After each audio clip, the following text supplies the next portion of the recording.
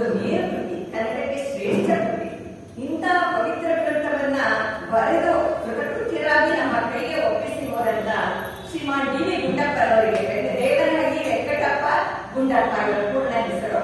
ಇವರಿಗೆ ನಾವು ಎಲ್ಲ ಕನ್ನಡಿಗರ ಪರವಾಗಿ, ನಿಮ್ಮೆಲ್ಲರ ಪರವಾಗಿ ಕೋಟಿ ನಮನಗಳನ್ನು ಅರ್ಪಿಸುತ್ತಾ ಇಂದಿನ ಕಾರ್ಯಕ್ರಮವನ್ನು ಪ್ರಾರಂಭಿಸುತ್ತಿದ್ದೇವೆ.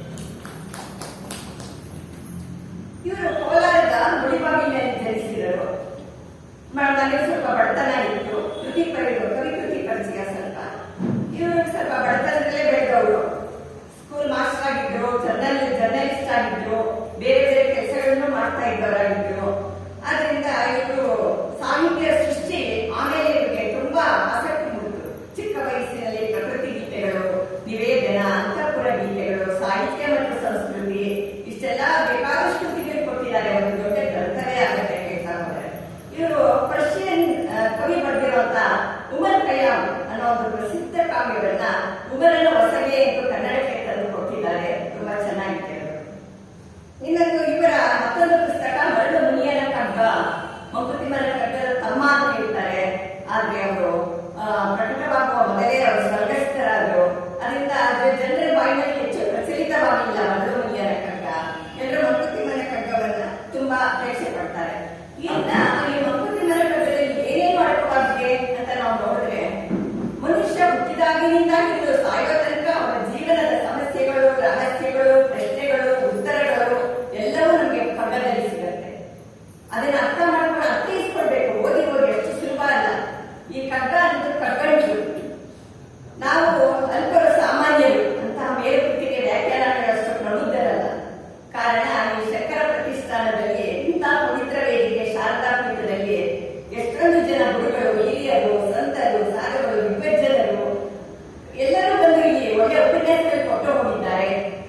ಮತ್ತೆ ಇಲ್ಲಿ ಸೇರುವ ಜನರು ಅಷ್ಟೇ, ನೀವೆಲ್ಲ ಸಂಸ್ಕೃತಿಗಳು ಬಲ್ಲವರು, ವಿದ್ವಾಂಸರು ಎಲ್ಲರೂ ಇದ್ದೀರಿ. ಅದರಿಂದ ನಮ್ಮ ಒಂದು ಮುಂದಿನ ಕಾವ್ಯವಾಚನ ಕಾರ್ಯಕ್ರಮದಲ್ಲಿ ಏನಾದರೂ ಲೋಪದೋಷಗಳು ಇದ್ದಲ್ಲಿ ತಮ್ಮ ಕ್ಷಮೆ ಕೊಡುತ್ತಾ ಇಂದಿನ ಕಾರ್ಯಕ್ರಮ ನಡೆಸುತ್ತಿದ್ದೇವೆ. ಇಂಥ ಮಹಾನ್ ಕೃತಿಗಳಿಗೆ ಅನೇಕ ಪ್ರಶ್ನೆಗಳು ಹೇಳುತ್ತವೆ. ಅದಕ್ಕೋಸ್ಕರ ಅದರ ಉತ್ತರಗಳು ಇದೆ. ಸಮಸ್ಯೆಗಳಿಗೆ ಏನೆಲ್ಲ ಏರುತಗ್ಗುಗಳು, ಕಷ್ಟ ಸುಖಗಳು, ಆತ್ಮೀಯಗಳು, ಮತ್ತೆ ರೋಗ ರಚನೆಗಳು, ಇದೆಲ್ಲ ಮನುಷ್ಯ ಹೇಗೆ ಫೇಸ್ ಮಾಡಬೇಕು, ಹೇಗೆ ಅದನ್ನ ಎದುರಿಸಬೇಕು, ಸವಾಲುಗಳು ಮನುಷ್ಯನ ಜೀವನದಲ್ಲಿ. ಅದರ ಬಿಟ್ಟು ಏಳಿಯಾಗಿ ಬದುಕಬೇಡಿ, ಹೆದರಿ ಓಡಬೇಡಿ ಅನ್ನೋ ಒಂದು ವಿಷಯಗಳನ್ನು ಇದರಲ್ಲಿ ಹೇಳ್ತಾರೆ. ಹಾಗೆ ನಮ್ಮ ರಾಷ್ಟ್ರಕವಿ ಕುವೆಂಪುರವರು ಎಲ್ಲ ಕವಿಗಳ ಪುಸ್ತಕಗಳು ನೋಡಿ ಅವ್ರ ಬೆನ್ನಟ್ಟಿ ಪ್ರೋತ್ಸಾಹಿಸುತ್ತಿದ್ರಂತೆ. ಅವರ ಕೈಗೆ ಕುಮಾರವ್ಯಾಸ ಭಾರತವನ್ನು ತೆಗೆದುಕೊಂಡು ಹೋಗಿ ಕೊಟ್ಟಾಗ ಅವರನ್ನ ಓದಿ ಖುಷಿ ಪಟ್ಟು, ನಾನು ಓದಿರಲಿಲ್ಲ, ಇವಾಗ ನಾನು ಓದಿದ್ದೀನಿ, ಓದಿದ್ರೆ ಅಂತ ನಮಗೆ ಕಷ್ಟ ಆಗೋದು. ಅದರಿಂದ ಕುಮಾರವ್ಯಾಸನು ಹಾಡಿದನೆಂದರೆ ಭಾರತ ಕಣ್ಣಲ್ಲಿ ಕುಣಿಯುವುದು, ಮೈಯಲ್ಲಿ ಮಿಂಚಿನ ಹೊಳೆ ತೊಡಕಾಡುವುದು ಅಂತ ಖುಷಿ ಪಟ್ಟು ಓದಿದಂತೆ. ಹಾಗೆ ಡಿ.ವಿ.ಜಿಯವರ ಪುಸ್ತಕ ಕೈ ಕೊಟ್ಟರಂತೆ. ಇವರು ಅದನ್ನು ಓದ್ಬಿಟ್ಟು ಈ ರೀತಿ ಹೇಳಿದ್ದಾರೆ. ಹಸ್ತದ ಬರಹಕ್ಕೆ ಧಕ್ಕೆ ನಾನು, ಕೈ ಬರಹ ಯಾರೋ ಪಾಪ ಬಂದಿದ್ದಾರೆ. ಡಿ.ವಿ.ಜಿ ಆಮೇಲೆ ಸ್ನೇಹಿತರಾದ್ರು ತುಂಬಾ ಅವರೆಲ್ಲ ಒಟ್ಟಿಗೆ ಇದ್ದರು, ಸಮಕಾಲೀನರು. ನಾನು ಅವರ ಹಸ್ತ ಬರಹವನ್ನು ನೋಡಿ ಸುಮ್ಮನೆ ನಕ್ಕೊಂಡು ಸುಮ್ಮನಾಗ್ಬಿಟ್ಟೆ. ಓದುತ್ತಾ ಪುಸ್ತಕ ಮಸ್ತಕಕ್ಕಿಟ್ಟು ಚಿಂತನೆಯಿಂದ ಗಂಭೀರವಾಗಿ ಓದ್ತಾ ನಮಗೆ ತಲೆ ಹುಡುಕಿಟ್ಕೊಂಡಾಗಾಯ್ತು. ಯೋಚಿಸಿ ಇದಕ್ಕೆ ಗಂಭೀರವಾದ ಚಿಂತನೆ, ಯೋಚನೆಗೆ ಹೋದ್ರು ಅವರು.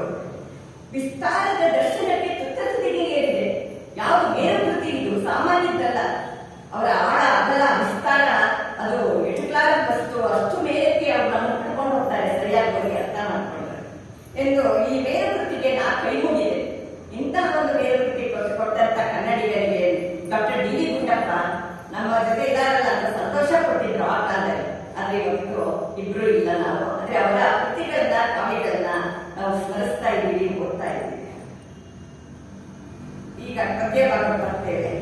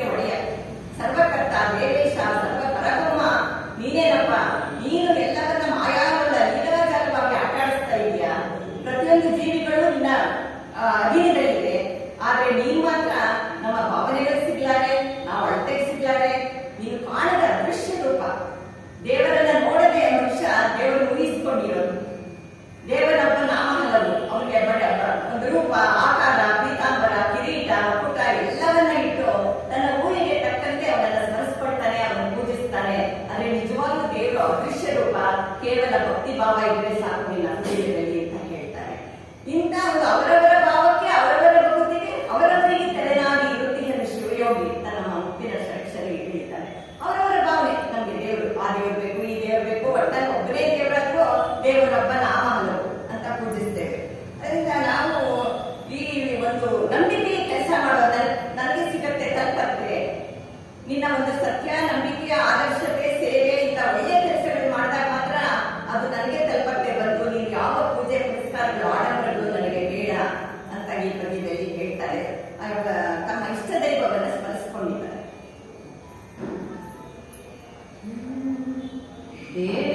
ದೇವರೆಂಬುದೇನು ಕಗ್ಗತ್ತಲೆಯ ಗವಿಗೆ, ದೇವರೆಂಬುದೇನು ಕಗ್ಗತ್ತಲೆಯ ಗವಿಗೆ, ನಾವರಿಯಲಾರದ ಎಲ್ಲದರೊಟ್ಟು ಹೆಸರೇ, ನಾವರಿಯಲಾರದ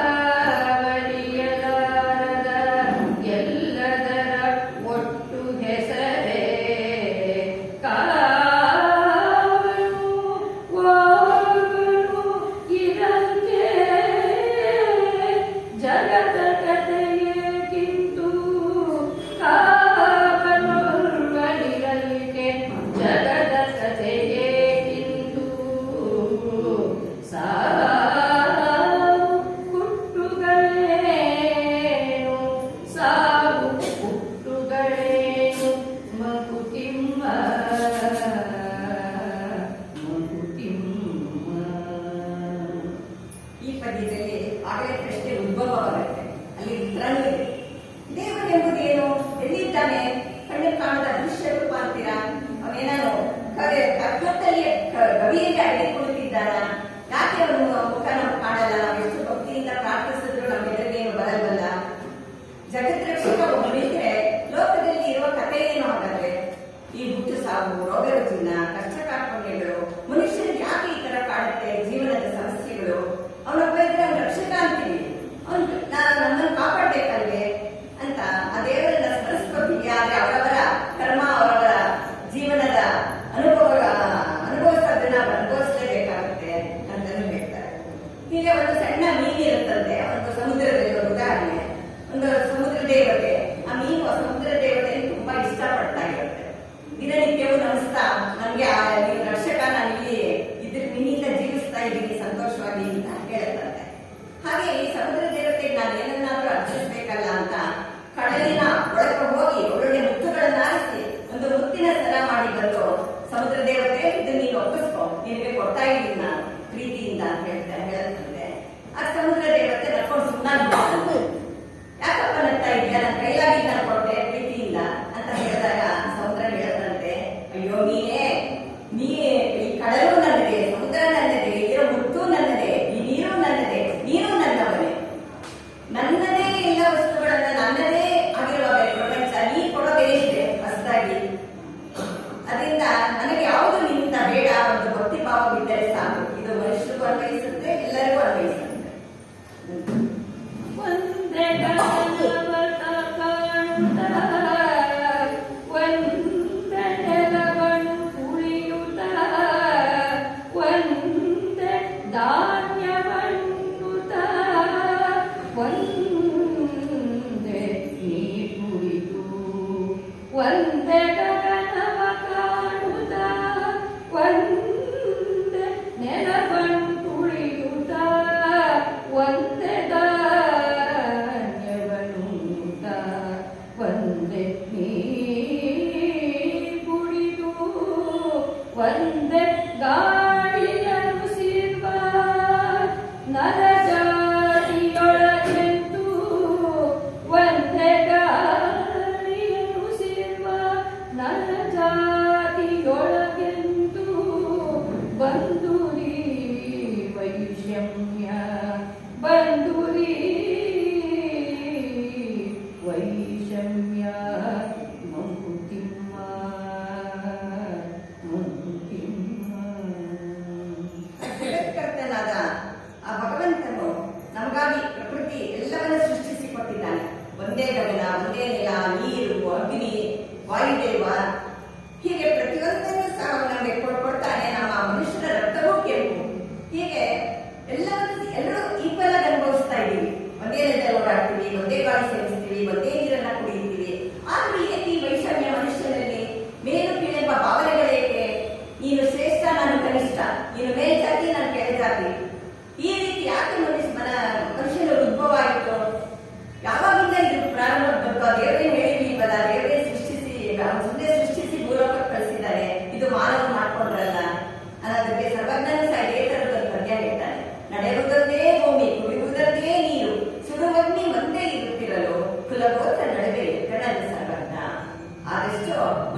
ಮಾನವೀಯತೆಯಿಂದ ಬಾಳುವುದನ್ನು ಕಲಿಯಿರಿ ಎಂಬ ಒಂದು ಭಾವ ಇದರೊಳಗಿದೆ.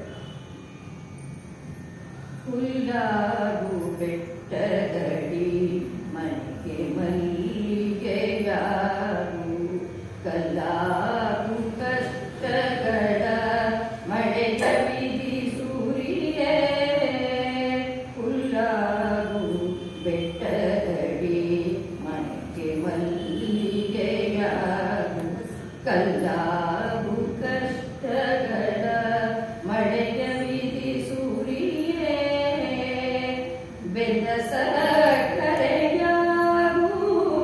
ದೀನ ದುರ್ಬಲರಿಂಗೆ ಬೆಂದ ಸಕ್ಕರೆಯಾಗು ದೀನ ದುರ್ಬಲರಿಂಗೆ ಎಲ್ಲರೊಳಗೊಂದಾಗು ಮಂಕುತಿಮ್ಮ ಎಲ್ಲರೊಳಗೊಂದಾಗು ಮಂಕುತಿಮ್ಮ. ಮನುಷ್ಯ ಈ ಭೂಮಿ ಮೇಲೆ ಹುಟ್ಟಿ ಬಂದ ಮೇಲೆ ಹುಟ್ಟಿನಿಂದ ಸಾವಿರ ತನಕ ನಡುವೆ ಮಧ್ಯದ ಕಾಲಗಳು ಅವನು ಹೇಗೆ ಮಾಡಬೇಕು ಅನ್ನೋದಕ್ಕೆ ಇದೊಂದು ಸೊಗಸಾದ ನಿದರ್ಶನ ಈ ಪದ್ಯ. ತುಂಬಾ ಚೆನ್ನಾಗಿದೆ. ನಮಗೆಲ್ಲ ಚಿಕ್ಕ ವಯಸ್ಸಿನಲ್ಲಿ ಶಾಲೆಯಲ್ಲಿ ಮಂಕುತಿಮ್ಮನ ಕಗ್ಗ ಪದ್ಯಗಳು ಬಿಡೋರು, ಸರ್ವಜ್ಞ, ಮಂಕುತಿಮ್ಮ, ಬಸವಣ್ಣ ಇವರೆಲ್ಲ ಓದ್ಕೊಂಡು ಬೆಳೆದವರು ನಾವು. ಇವತ್ತಿನ ಮಕ್ಕಳಿಗೆ ಅದೃಷ್ಟ ಇತ್ತು ಇವು, ಅದು ನಮಗೆ ಕಂಠಪಾಠ ಮಾಡಿಸ್ತಾ ಇದ್ರು ಇಂಥ ಪದ್ಯಗಳಿಲ್ಲ. ಅದರಿಂದ ಇದರಲ್ಲಿ ಒಂದು ತುಂಬಾ ಸುಂದರವಾದ ವರ್ಣನೆ ಇದೆ. ಹುಲ್ಲಾಗು ಬೆಟ್ಟದಡಿ ಎಲೆ ಮಾನವ, ನೀನು ಮನುಷ್ಯನಾಗಿ ಹುಟ್ಟಿ ಏನೋ ಜನರ ಉಪಕಾರಿ ಆಗ್ತಿದ್ರೆ ಪರೋಪಕಾರಾರ್ಥ ನಿಧನ ಶರೀರ ಬಂತೀವಿ. ನಾವು ಏನಾದ್ರೂ ಒಬ್ಬರು ಸಹಾಯ ಮಾಡಬೇಕು, ಇನ್ನೊಬ್ಬರು ನೋಡಿ ಕರಬೇಕು, ಮಾಡಬೇಕು. ಆದ್ರೆ ನೀವೇನೋ ಮಾಡದೆ ಸ್ವಾರ್ಥದಿಂದ ಬದುಕಿದ್ರೆ ಪ್ರಯೋಜನ ಇಲ್ಲ. ಅಟ್ಲೀಸ್ಟ್ ಹುಲ್ಲಾಗಾದ್ರೂ ಹುಟ್ಟು, ಪಶು ಪಕ್ಷಿಗಳು ತಿಂದು ಬದುಕತ್ವೆ, ಚೆನ್ನಾಗಿ ಬಾಳತ್ವೆ. ಮನೆಗೆ ಮಲ್ಲಿಗೆ ಯಾರು, ಮನೆಗೆ ಮಲ್ಲಿಗೆ ಇಂಪು ಕಂಪನ್ನ ಕೊಡುವಂತ, ಎಲ್ಲರಿಗೂ ಬೇಕಾಗುವಂತ ಮಗನಾಗು, ಎಲ್ಲರಿಗೂ ಸಹಾಯ ಮಾಡು, ಎಲ್ಲರೊಂದಿಗೆ ಬಾಳು ನೀನು. ಕಲ್ಲಾಗು ಕಷ್ಟಗಳ ಮಳೆಯ ಬಿಡಿಸುವಿಯೇ, ಕಲ್ಲಾಗಬೇಕು, ಕಷ್ಟಗಳು ಬರುತ್ತೆ, ಮನುಷ್ಯನಿಗೆ ಬರದೆ ಮರಕ್ಕೆ ಬರುತ್ತೆಯೇ ಅಂತೀವಿ. ಹಾಗೆ ಕಲ್ಲಾಗಬೇಕು ಅಂದ್ರೆ ಬರುತ್ತೆ ಹೋಗುತ್ತೆ. ದಿನ ಬರುತ್ತೆ, ಡಾಕ್ಟರ್ ಹತ್ರ ಹೋಗ್ತೀವಿ, ಔಷಧಿ ತಗೊಳ್ತೀವಿ, ತಿರ್ಗಾ ಮತ್ತೆ ನಮ್ಮ ಕೆಲಸಗಳು ಮಾಡ್ತೀವಿ. ಅಂದ್ರೆ ನಮ್ಮ ಜೀವನ ಮುಗಿದೋಗಲ್ಲ. ದೇವರು ಕೊಟ್ಟಿರೋ ತನಕ ನಾವು ಬದುಕಿ ಬಾಳಿನೇ ಹೋಗ್ಬೇಕು. ಅದರಿಂದ ಬೆಟ್ಟ ಸಕ್ಕರೆಯ ದೀನ ದುರ್ಬಲರಿಗೆ ಕರ್ಗಪ್ಪ, ಮನಸ್ಸು ಕರಗಿಸ್ಕೋ. ಯಾರಿಗೆ? ಅನಾಥರಿಗೆ, ದೀನರಿಗೆ, ದುರ್ಬಲರಿಗೆ, ಕಣ್ಣು ಕಾಣದ ಅಂಗವಿಹೀನರಿಗೆ, ಇಂಥವ್ರಿಗೆ ಸಹಾಯ ಮಾಡು. ಹೋಗಿ ಹೋಗಿ ಯಾರೋ ಶ್ರೀಮಂತರಿಗೆ ಮೆಚ್ಚಬಾರದು. ನಾವು ಹೋಗಿ ಬಡವರಿಗೆ, ನಿರ್ಗತಿಕರಿಗೆ ನಮ್ಮಲ್ಲಿ ದೇವರಿಗೆ ಕೊಟ್ಟಿದ್ದಾನೆ, ನೀನು ಕೊಡು. ಆ ದಾನ ಗುಣ ಎಲ್ಲರೂ ಬರಬೇಕು ಅಷ್ಟೇ.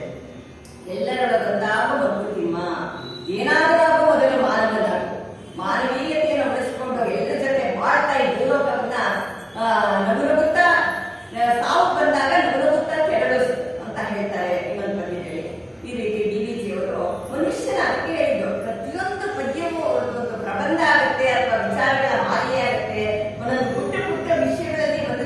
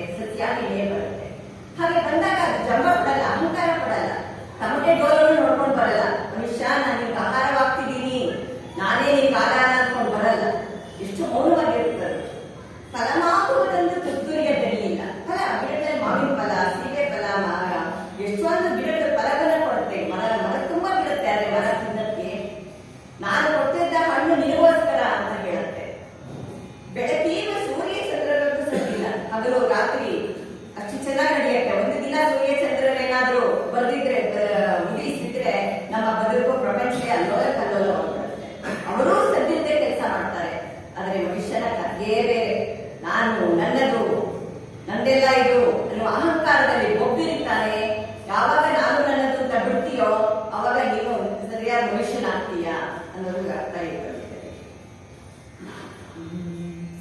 ಅಕ್ಕಿಯೊಳಗನ್ನವನು ಮೊದಲಾರು ಕಂಡವನು ಅಕ್ಕರದ ಬರಹಕ್ಕೆ ಮೊದಲಿಗನದಾರು.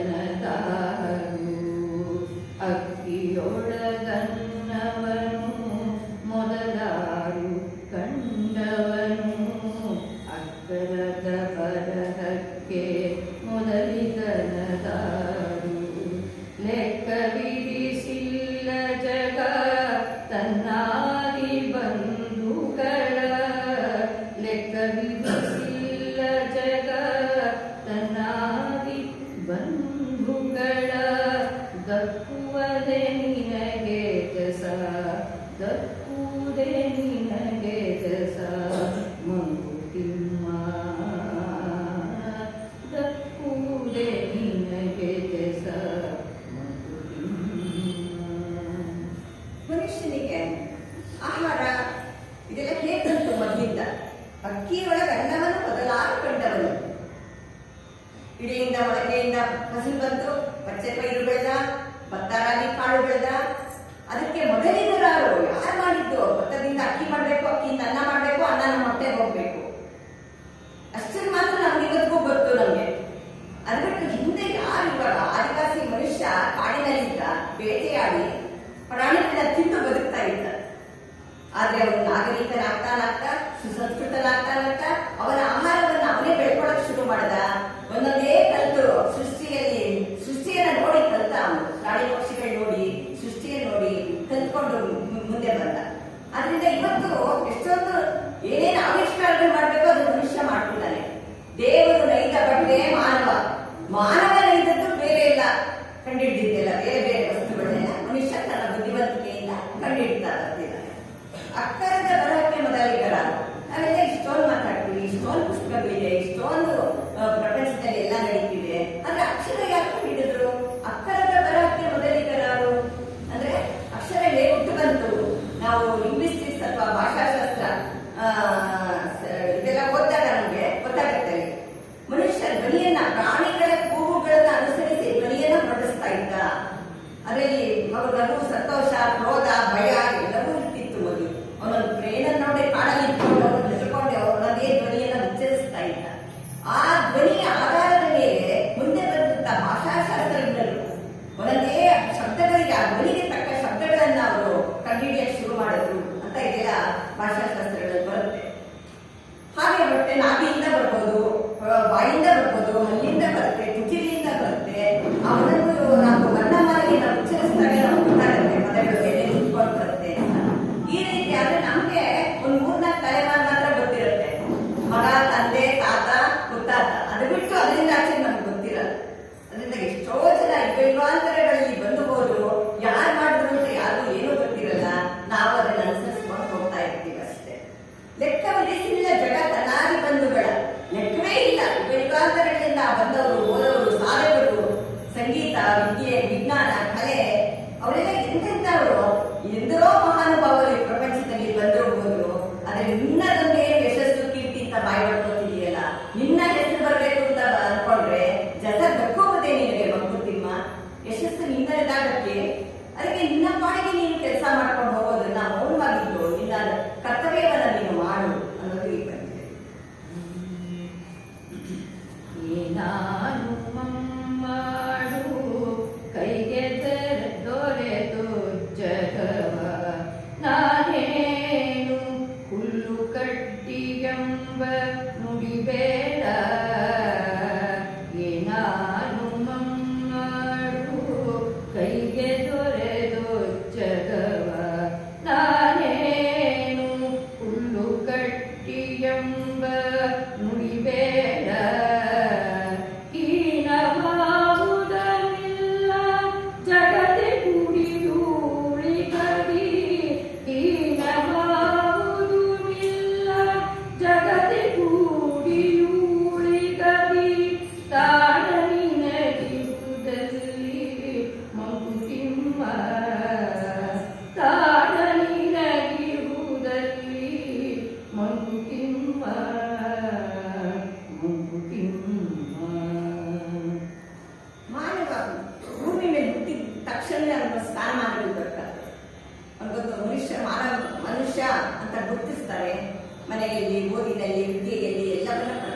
ಹೋಗ್ತಾನೆ.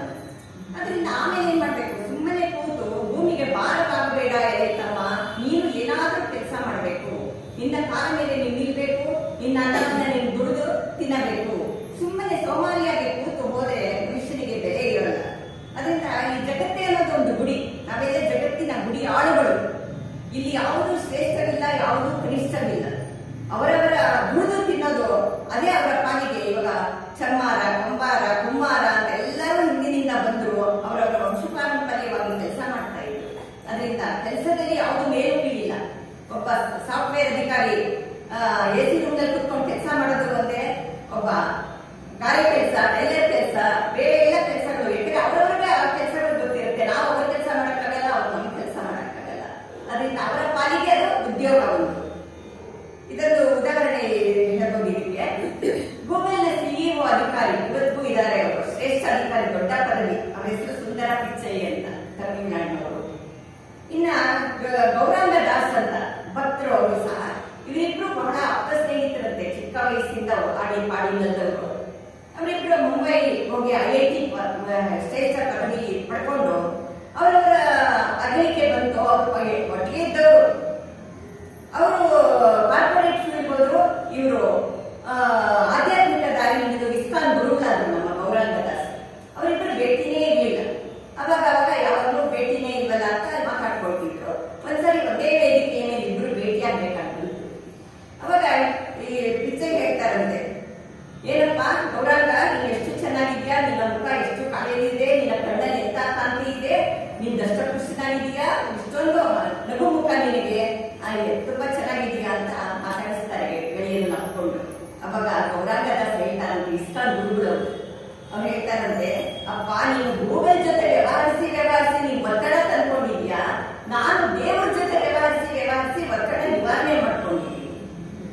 ದೇವರ ಸಮೀಪದಲ್ಲಿ ನಾನು ದಿನನಿತ್ಯ ಪೂಜೆ, ಇದರಿಂದ ಶಾಂತಿಯನ್ನ ಪಡ್ಕೋತಾ ಇದ್ದೀನಿ. ನೀನು ಇಲ್ಲದೆ ಇರುವಂತ ಶಾಂತಿಯನ್ನ ತಲೆಗೆ ತಂದು ಹಾಕೊಳ್ತಿದ್ಯಾ ಅಂತ ಹೇಳ್ತಾರಂತೆ. ಹೀನ ಮಾವು ಇಲ್ಲ, ಜಗದ ದುಡಿಯೋ ಇರಲಿ.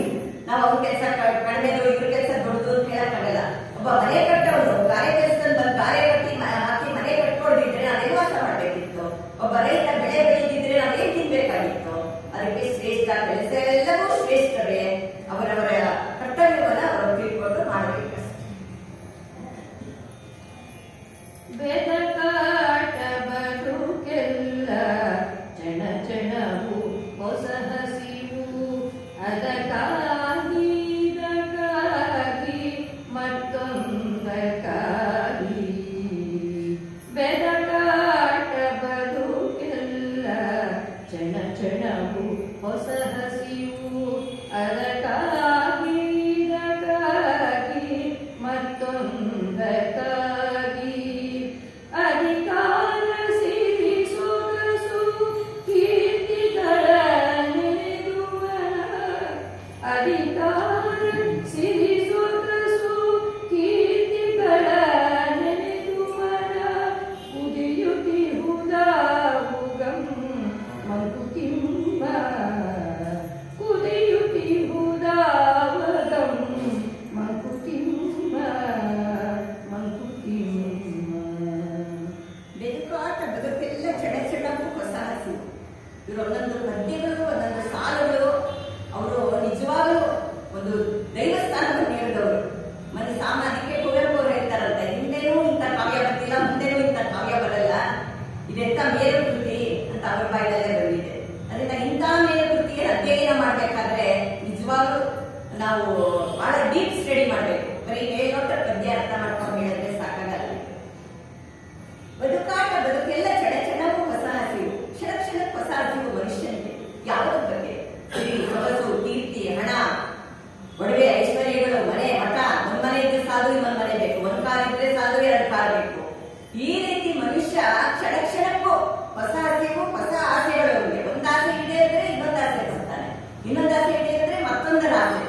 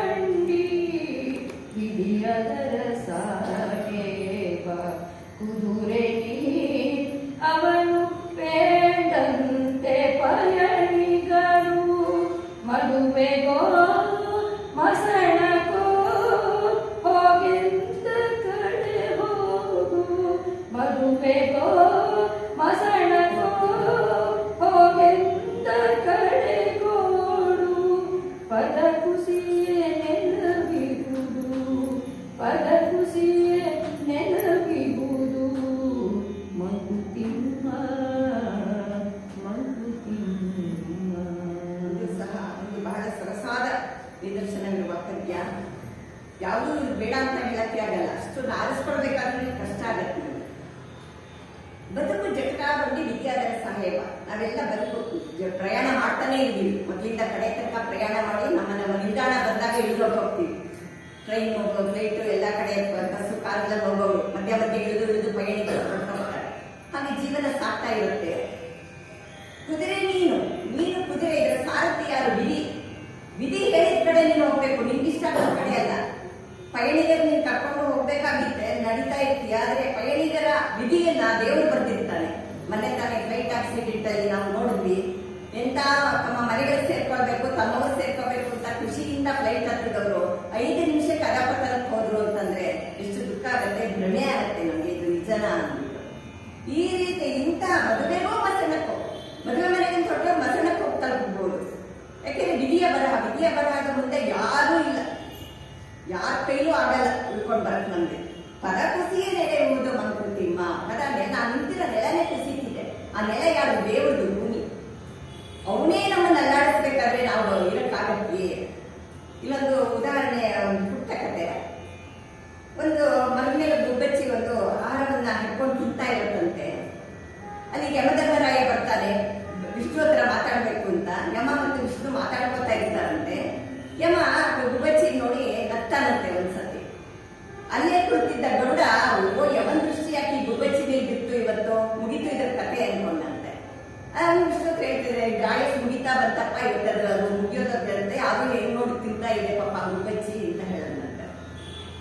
ಆಮೇಲೆ ಅದರ ಸಾವಿದ್ದು ಬೆಟ್ಟದ ತುದಿಯಲ್ಲಿ, ಯಾವುದೋ ಒಂದು ಬೆಟ್ಟದ ತುದಿಯಲ್ಲಿ ಸಾವಿತ್ತು. ಈ ಗುಬ್ಬಚ್ಚಿ ಇಲ್ಲಿ ಕೂತಿದ್ಯಲ್ಲ, ಇಷ್ಟೊತ್ತು ಹೋಗ್ಬೇಕಿತ್ತಲ್ಲ ಮೇಲೆ ಅಂತ ಆಶ್ಚರ್ಯ ಪಟ್ಕೊತಂತೆ. ಆ ಗರುಡ ಅನ್ಕೊಂಡಂತೆ, ಯಮಧರ್ಮರಾಯ, ಇವತ್ತು ಈ ಗುಬ್ಬಚ್ಚಿ ನಾನ್ ಕಾಪಾಡ್ತೀನಿ, ಈ ಗುಬ್ಬಚ್ಚಿ ನೀನು ಇವತ್ತು ಸಾಯಿಸಕ್ಕೆ ಆಗಿದ್ದಾಗ ಮಾಡ್ತೀನಿ ಅಂತ ಹೇಳಿ ತನ್ನ ರೆಕ್ಕೆಗಳಲ್ಲಿ ಗುಬ್ಬಚ್ಚಿಯನ್ನು ಭದ್ರವಾಗಿ ಹಿಡ್ಕೊಂಡು ಆ ಮಂದಾರ ಗಿರಿ ಪರ್ವತಕ್ಕೆ ಹಾರಿಬಿಡುತ್ತಂತೆ. ಹಾಗೆ ಈ ಗುಬ್ಬಚ್ಚಿ ಇಳಿಸಕ್ ಹೋಗತ್ತೆ, ಗುಬ್ಬಚ್ಚಿ ಸತ್ತೋಗ್ಬಿಟ್ಟಿ. ಅದರ ಒಂದು ಬಂಧನಕ್ಕೆ ಅದ್ರ ಸಮಯ ಬಂತು, ಹೋಯ್ತು. ಆಗ ಅದಕ್ಕೆ ಯಮನನ್ನ ವಿಧಿಯನ್ನ ಗೆಲ್ಲುವವರು ಯಾರೂ ಇಲ್ಲ, ಯಾವ ಕ್ಷಣಕ್ಕೆ ಏನು ಅಂತ ಯಾರು ನಶ್ವರ ಇದೆ. ಈ ಪ್ರಪಂಚ ಇದೆಯಾ ನಮ್ಮ ಇದು ಎಲ್ಲ ನಾವೇನೋ ದೀರ್ಘಕಾಲ ಎಲ್ಲವೂ ಮುಂದಕ್ಕೆ ಬೇಕು ಅನ್ಕೊಳ್ತೀವಿ. ಆದ್ರೆ ಯಾರದು ಎಷ್ಟು ದಿವಸಕ್ಕೆ ಅಂತ ಹೇಳಿಕ್ಕಾಗಲ್ಲ.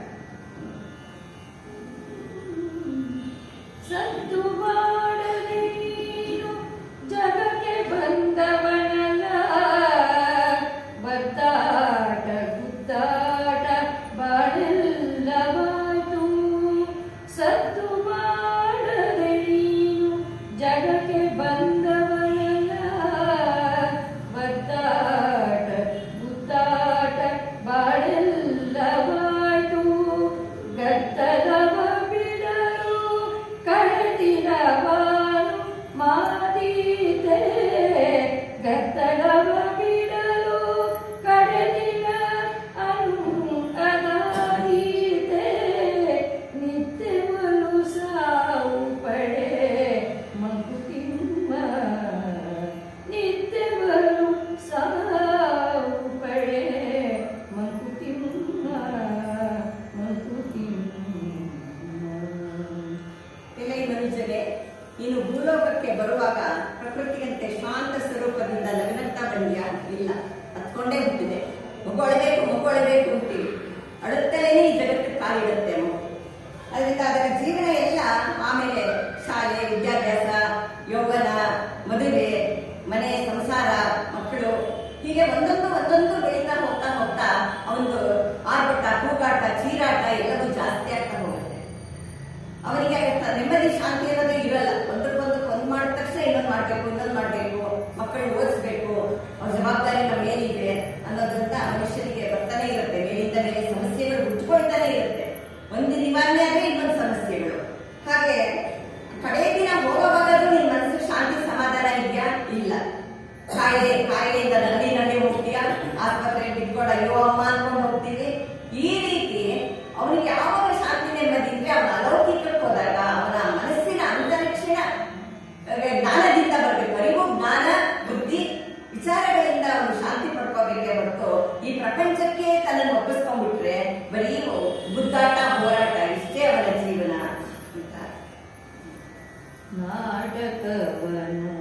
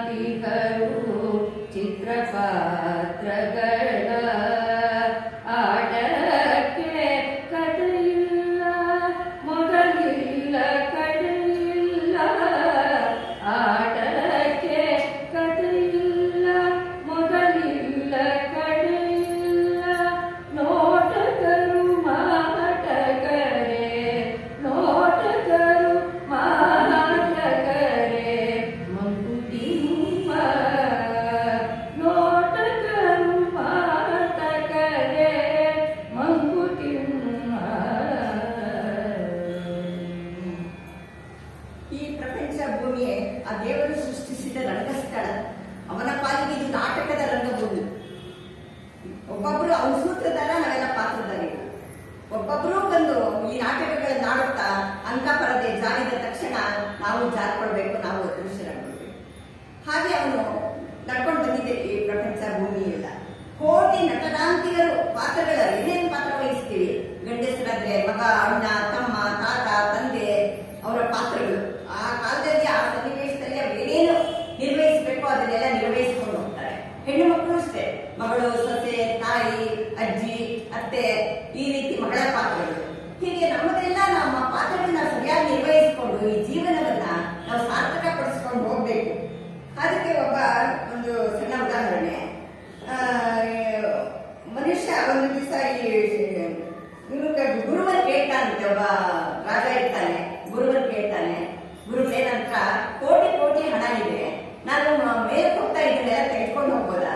ಯಾರಾದ್ರೂ ತಂದು ಕೊಟ್ರೆ ನಾನು ಅವ್ರಿಗೆ ಕೋಟಿ ಹಣ ಕೊಡ್ತೀನಿ ಬೇಕಾಗಿದ್ರೆ, ಇಷ್ಟೊಂದು ಹಣವನ್ನು ಹೇಗೆ ಬಿಟ್ಟು ಹೋಗ್ಲಿ ಅಂತ ಒಬ್ಬ ಗುರುನ ಒಬ್ಬ ಶ್ರೀಮಂತ ಕೇಳಿದಂತೆ.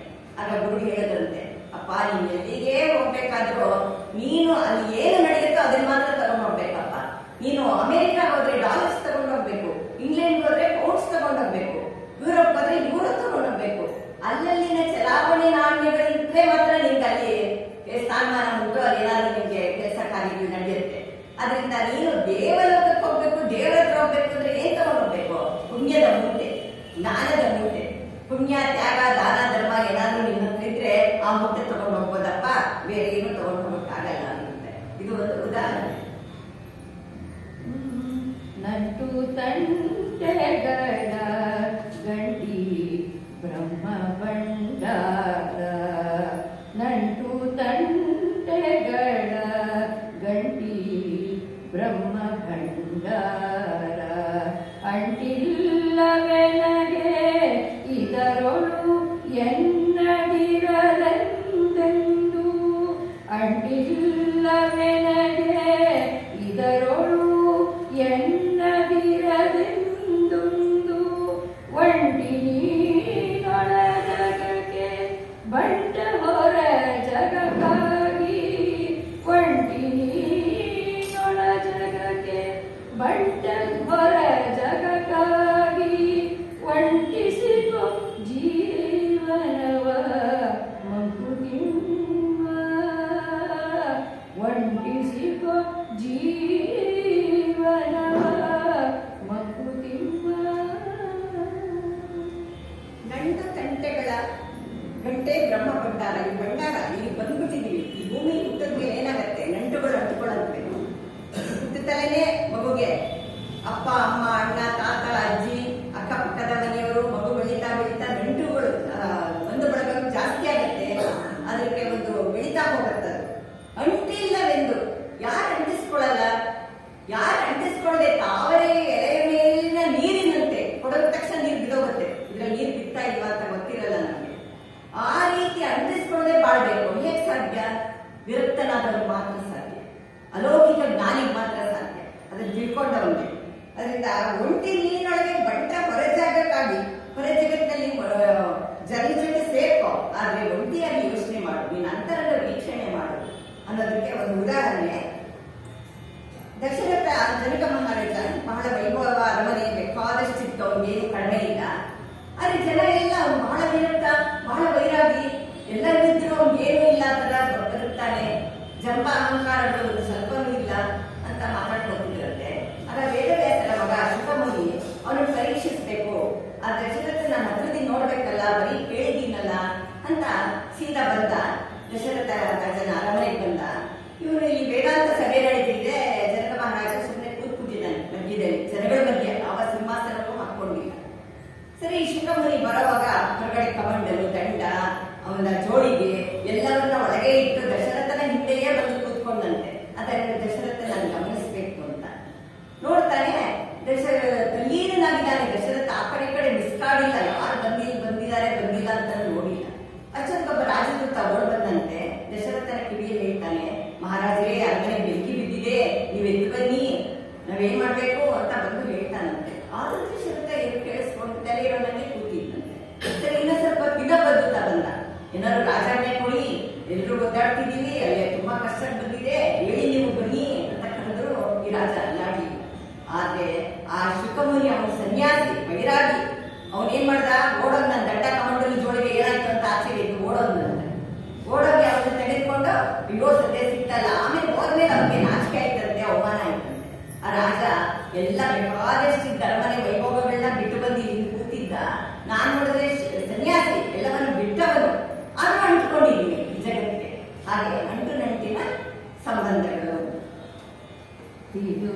ತಿರುಗಿ ತೊಳಲುವುದು ತಿರಿದನ್ನ ಉಣ್ಣುವುದು ಮರೆದು ಮೈ ಮರೆಯುವುದು ಹಲ್ಲ ಕಿರಿಯುವುದು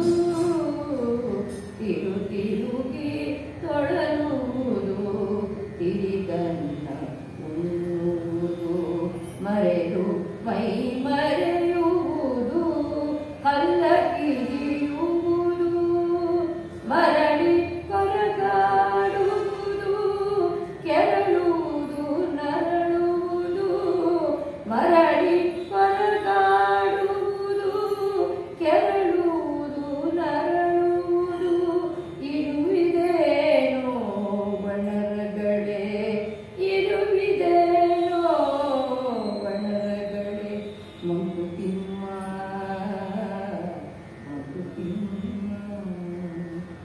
ಕೆಲಸಕ್ಕೆ ಬಾರದ ಸಮಸ್ಯೆಗಳಿಂದ ಮನುಷ್ಯ ತೊಳಲಾಡ್ತಾ ಇರ್ತಾನೆ, ತಾನೇ ಮೇಲೆ ಹಾಕೊಳ್ತಾನೆ.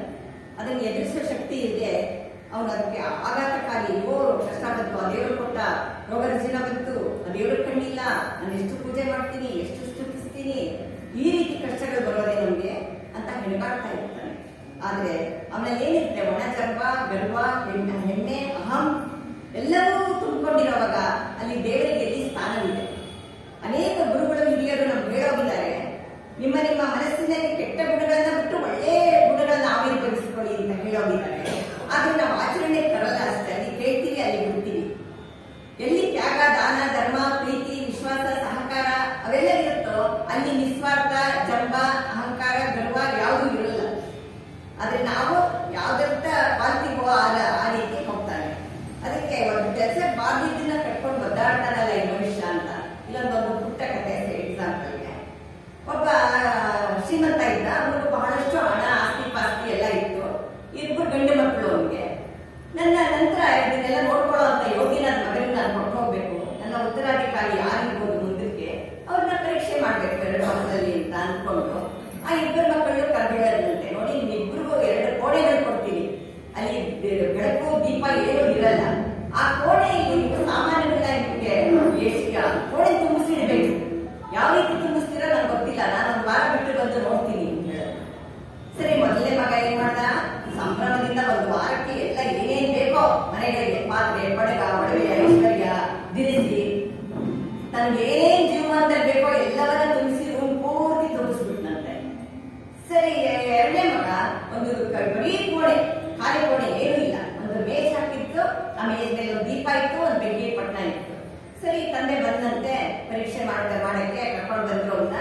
ದೊಡ್ಡ ಮಗನ ಕೋಣೆಗೆ ಹೋಗಿ ನೋಡ್ತಾನೆ, ನನ್ನ ಮಗ ಎಷ್ಟು ಬುದ್ಧಿವಂತ, ಎಲ್ಲ ತಂದು ಇಟ್ಕೊಂಡ್ಬಿಟ್ಟಿದ್ದಾನೆ, ನಿಮ್ಗೇನ್ ಕಡಿಮೆ ಇಲ್ಲ, ಬುದ್ಧಿ ಇದೆ, ತುಂಬಾ ಚೆನ್ನಾಗಿ ಮಾಡ್ತಾನೆ ಅಂತ ಅಂದ್ಕೊಂಡಂತೆ. ಸರಿ, 2ನೇ ಮಗನ ರೂಮ್ಗೂ ಹೋಗಿರುತ್ತೆ. ಅಲ್ಲಿ ಹೋಗಿ, ಅಪ್ಪ ನೀವು ದೀಪ ಹಚ್ಚಿ, ಕತ್ಲೆ ಕೋಣೆ ಅಂತ ಹೇಳ್ತಾನೆ 2ನೇ ಮಗ. ಏನೂ ಇಲ್ಲ ಕೋಣೆಯಲ್ಲಿ. ಆ ದೀಪ ಹಚ್ಚಿದ ತಕ್ಷಣ ರೂಮು ಜಗಮಗಿಸ್ತಂತೆ, ಬೆಳಕು ಹರಡುತ್ತೆ.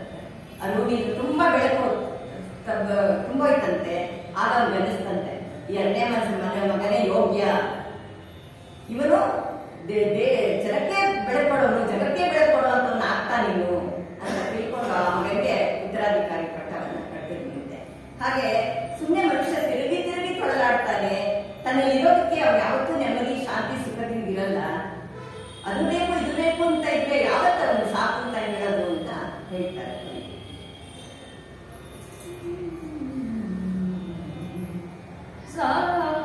ಸಾಮಾನ್ಯರುಳ್ ಪೂಕಿ ಸಾಮಾನ್ಯರುಳ್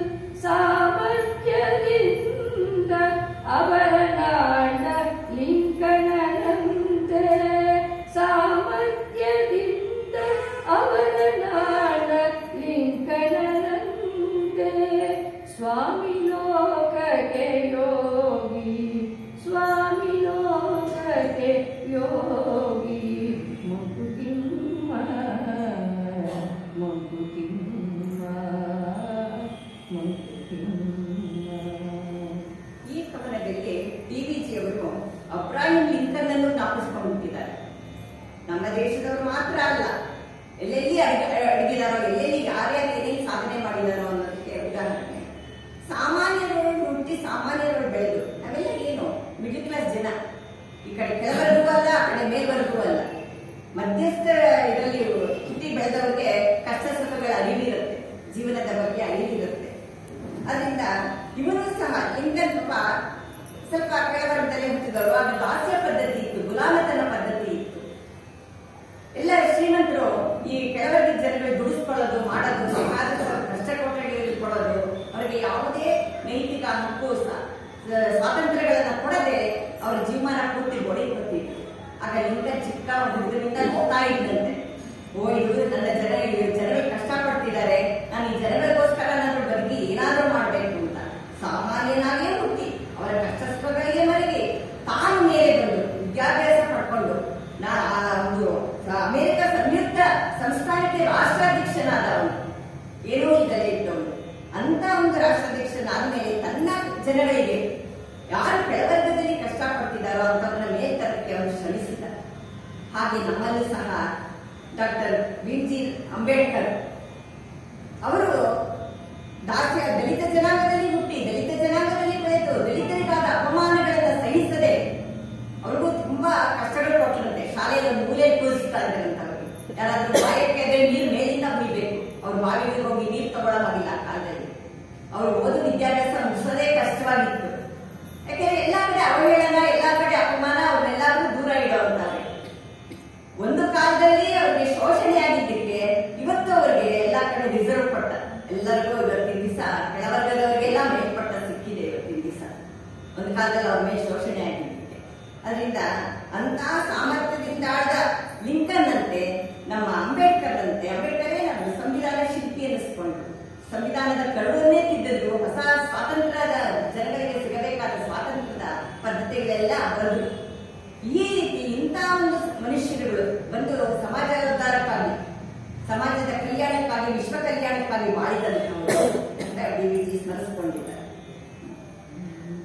ನಗುವೊಂದು ರಸಪಾಕ, ಅಳುವೊಂದು ರಸಪಾಕ, ನಗುವಾತ್ಮ ಪರಿಮಳವ ಪಸರಿಸುವ ಕುಸುಮ.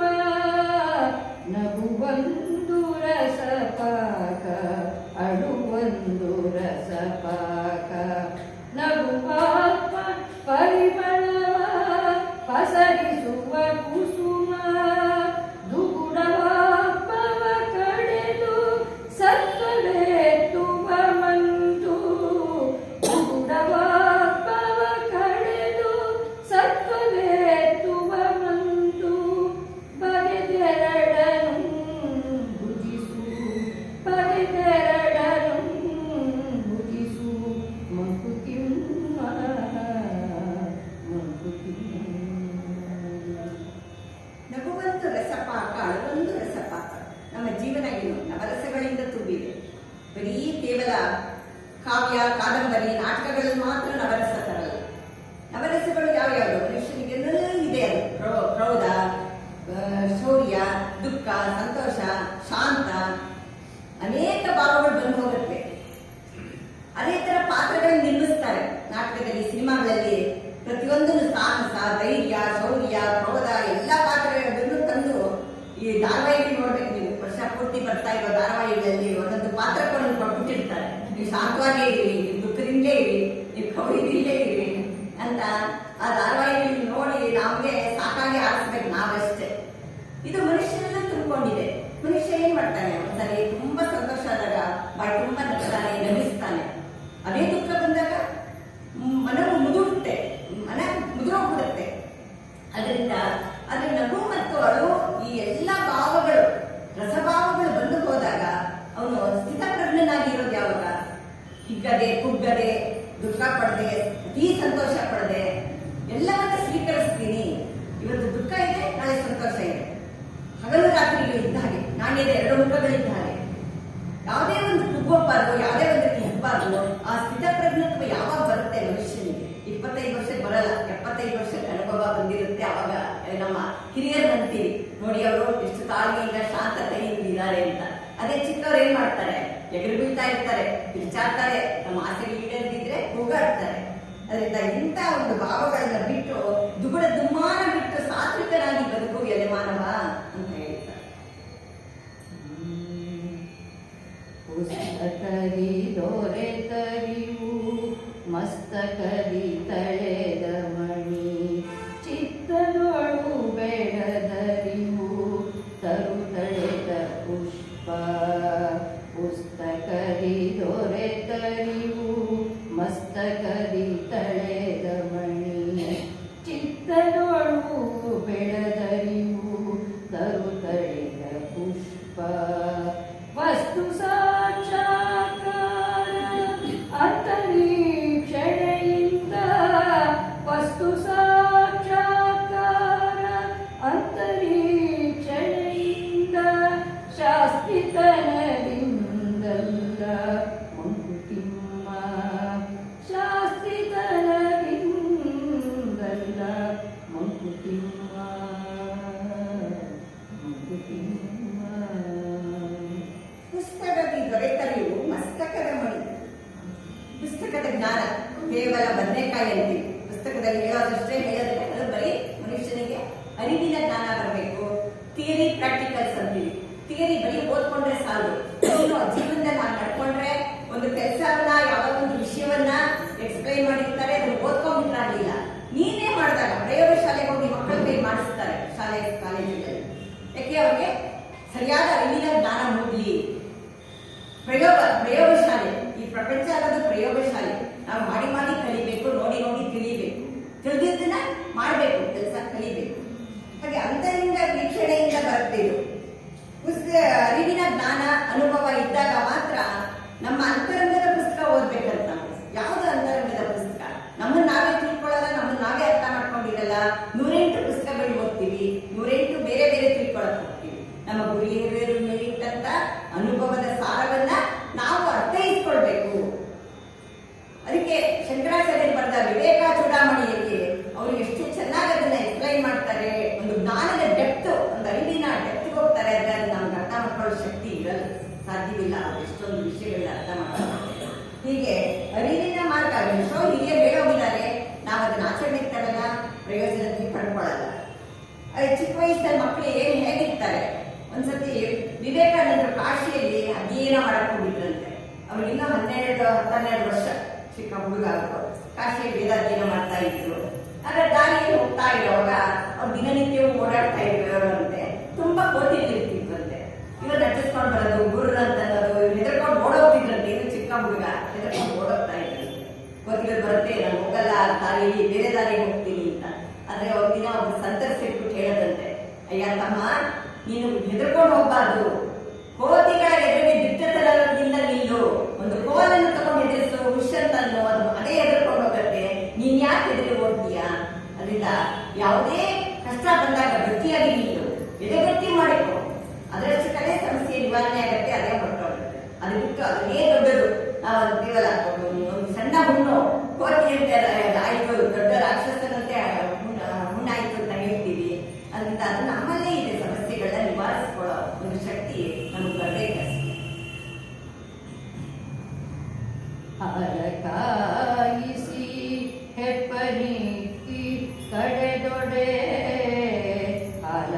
ಅಲಕಾಯಿಸಿ ಹೆಪ್ಪನಿಕ್ಕಿ ಕಡೆದೊಡೆ ಮೊದಲು ಮೇಲೆ ಕಾಣದ ಬೆಣ್ಣೆ ತೇಲಿ ಬರುವಂತೆ ಮೊದಲು ಮೇಲೆ ಕಾಣದ ಬೆಣ್ಣೆ ತೇಲಿ ಬರುವಂತೆ ಬಾಳಲಿ ಜಗದ ಮಂತ್ರವು ಕರೆಯಲೇಳುವುದು ಬಾಳಲಿ ಜಗದ ಮಂತ್ರವು ಕರೆಯಲೇಳುವುದು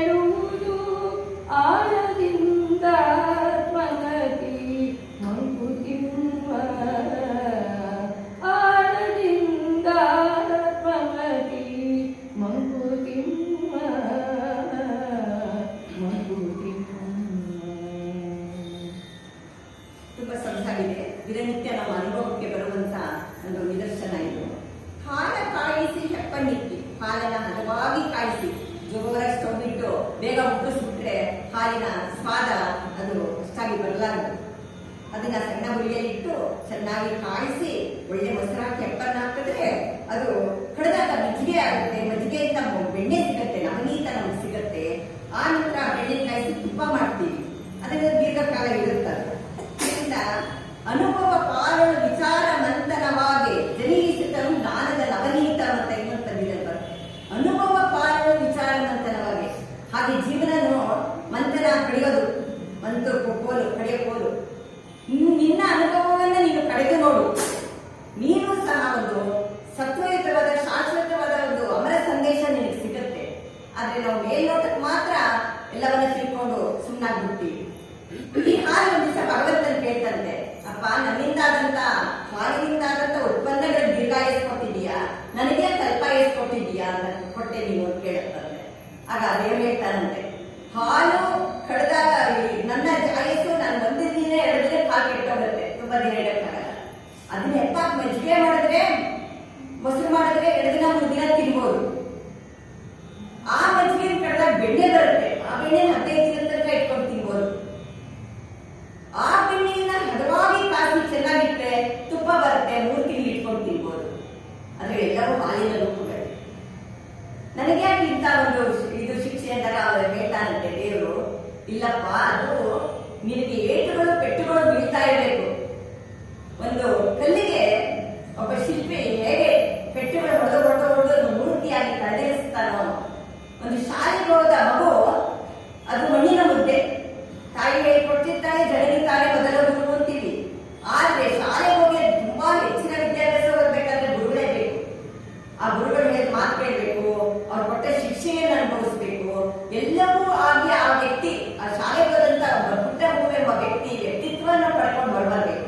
ಹೊಸ ವ್ಯಕ್ತಿ ಅವರೆಲ್ಲ ಹೈಸ್ಕೂಲು ಕಾಲೇಜು ದಾಟ್ಕೊಂಡು ಈಚೆ ಬಂದಾಗ ಹೊಸ ವ್ಯಕ್ತಿಗಳಾಗಿ ಕಾಣ್ತಾರೆ ನಮಗೆ. ಯಾಕೆ? ಅರಿವಿನ ಜ್ಞಾನ ಬಂದಿದೆ, ಅನುಭವ ಬಂದಿದೆ, ಜೀವನವನ್ನ ಕಣ್ತೆರೆದು ನೋಡುವ ಶಕ್ತಿ ಬಂದಿದೆ. ಇಲ್ಲಿದ್ರೆ ಮಣ್ಣಿನ ಹುದ್ದೆಗಳು. ಈ ರೀತಿ ಅನುಭವ ಎಂಬುದು ನಮಗೆ ಪಾಠ ಕಲಿಸುತ್ತೆ. ತತ್ವ ಸಾಕ್ಷಾತ್ಕಾರ ಚಿತ್ತಶುದ್ಧಿಯ ನಿಮೂರು, ಚಿತ್ತ ಶೋಧನೆ ಮತಿ ಚಮತ್ಕಾರವಲ್ಲ.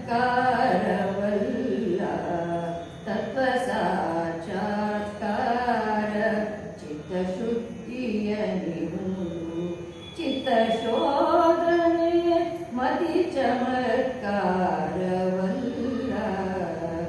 ಬಿತ್ತರದ ಲೋಕ ಪರಿಪಾಕದಿಂ ಸತ್ಕರ್ಮ, ಬಿತ್ತರದ ಲೋಕ ಪರಿಪಾಕದಿಂ ಸತ್ಕರ್ಮ. ಸತ್ಯಂ ಶುದ್ಧತೆಯೋ ಮಕುತಿಮ್ಮ, ಸತ್ಯಂ ಶುದ್ಧತೆಯೋ ಮಕುತಿಮ್ಮ. ಸಾಕ್ಷಾತ್ಕಾರ ಜೀವನವನ್ನು ಶುದ್ಧಿ ಮಾಡುತ್ತೆ. ಹೇಗೆ?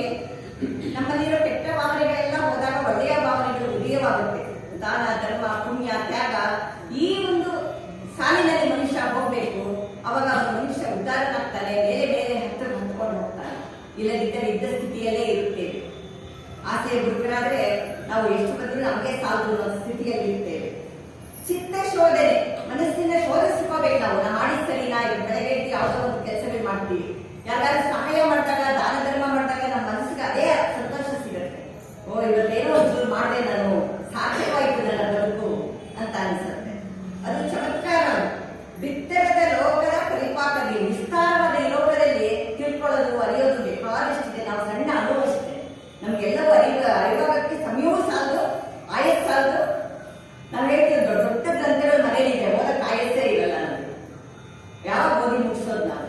ಆತರ ಒಂದು ಸಮುದ್ರ, ಆ ಸಮುದ್ರದ ಅರ್ಥ ಮಾಡ್ಕೊಂಡವನಿಗೆ ಆ ಸಮುದ್ರದ ಆಳಕ್ಕಿಳಿದು ಈಜಿದವನು ಮುತ್ತುಗಳನ್ನ ಆಯ್ದು ತರ್ತಾನೆ. ಬರೀ ಬಲೆ ಬೀಸೋನು ಮೀನುಗಳನ್ನ ತರ್ತಾನೆ. ಬರೀ ನಿಂತ್ಕೊಂಡು ಸೌಂದರ್ಯ ವೀಕ್ಷಣೆ ಮಾಡುವವನು ಸಮುದ್ರ ವೀಕ್ಷಣೆ ಮಾಡ್ತಾನೆ. ಆದ್ರೆ ಸಮುದ್ರನೂ ಒಂದೇ, ಮನುಷ್ಯನೂ ಒಂದೇ. ಆದ್ರೆ ಅದರ ಪ್ರಯತ್ನ, ಬಲ, ಅದು ನೋಡುವ ರೀತಿ, ಇವನು ಕಲಿತ ವಿದ್ಯೆ, ಚಮತ್ಕಾರ. ಯಾಕೆಂದ್ರೆ ಈಜು ಕಲಿತ, ಬಲೆ ಮೀನು ಹಿಡಿಯೋದು ಕಲಿತ, ಆ ಬೋಟ್ ಓಡಿಸೋದು ಕಲಿತಾರೆ. ಈಗ ಒಂದೊಂದು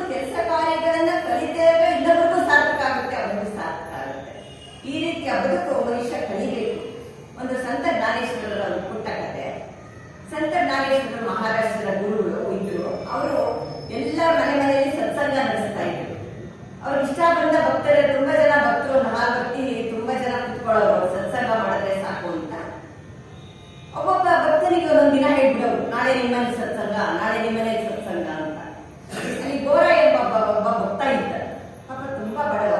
ಅವ್ರದ್ದು ಪುಟ್ಟ ಗುಡಿಸ್ಲು, ಗಂಡ ಹೆಂಡತಿ ಇಬ್ಬರೇ ಇದ್ರು. ಅವ್ರಿಗೆ ತಿನ್ನಕ್ಕೆ ಬೇಳೆ ಕಾಳುಗಳಿಲ್ಲ, ಆಹಾರ ಇಲ್ಲ. ಆದ್ರೂ ಗುರುಗಳು ನಾಳೆ ಗೋರ ನಿಮ್ಮನೆಯಲ್ಲಿ ಸತ್ಸಂಗ ಅಂತ ಹೇಳ್ಬಿಟ್ಟು, ಸರಿ ಗೋರ ಆಯ್ತು, ಅಪ್ಪಣೆ ಗುರುಗಳೇ, ಹಾಗೆ ಆಗ್ಲಿ ಅಂತ. ಸರಿ ಮನೆಗೆ ಬಂದ. ಮಾರನೇ ದಿನ ಜನ ಎಲ್ಲ ಬರಕ್ ಶುರು ಮಾಡಿದ್ರು. ಕೂತ್ಕೊಂಡ್ರು, ಸತ್ಸಂಗ ಕೇಳ್ತಾ ಇದ್ದಾರೆ. ಅವ್ನ ಹೆಂಡತಿಗೆ ಆತಂಕ ಒಳಗಡೆ, ಅಯ್ಯೋ ಏನ್ ಮಾಡೋದು, ನಮ್ಮಿಬ್ರಿಗಾಗೋಷ್ಟು ಬೆಳೆ ಕಾಳಿಲ್ಲ, ನನ್ನ ಗಂಡ ಎಂತ ಕೆಲಸ ಮಾಡ್ತಾ, ಇಷ್ಟೊಂದು ಜನ ಕಳೆದು ಏನ್ ಹಾಕೋದೀಗ, ಏನ್ ಕೊಡೋದು ಅವ್ರಿಗೆ ಅಂತ ಅವರು ದುಃಖ ಪಡ್ತಾ ಇದ್ದಾರೆ. ಆದ್ರೆ ನಿಶ್ಚಿಂತೆಯಿಂದ ಸತ್ಸಂಗದಲ್ಲಿ ತಲೀನನಾಗ್ಬಿಟ್ಟಿದ್ದಾನೆ ಪೂರ. ಸತ್ಸಂಗ ನಡೀತಿದೆ.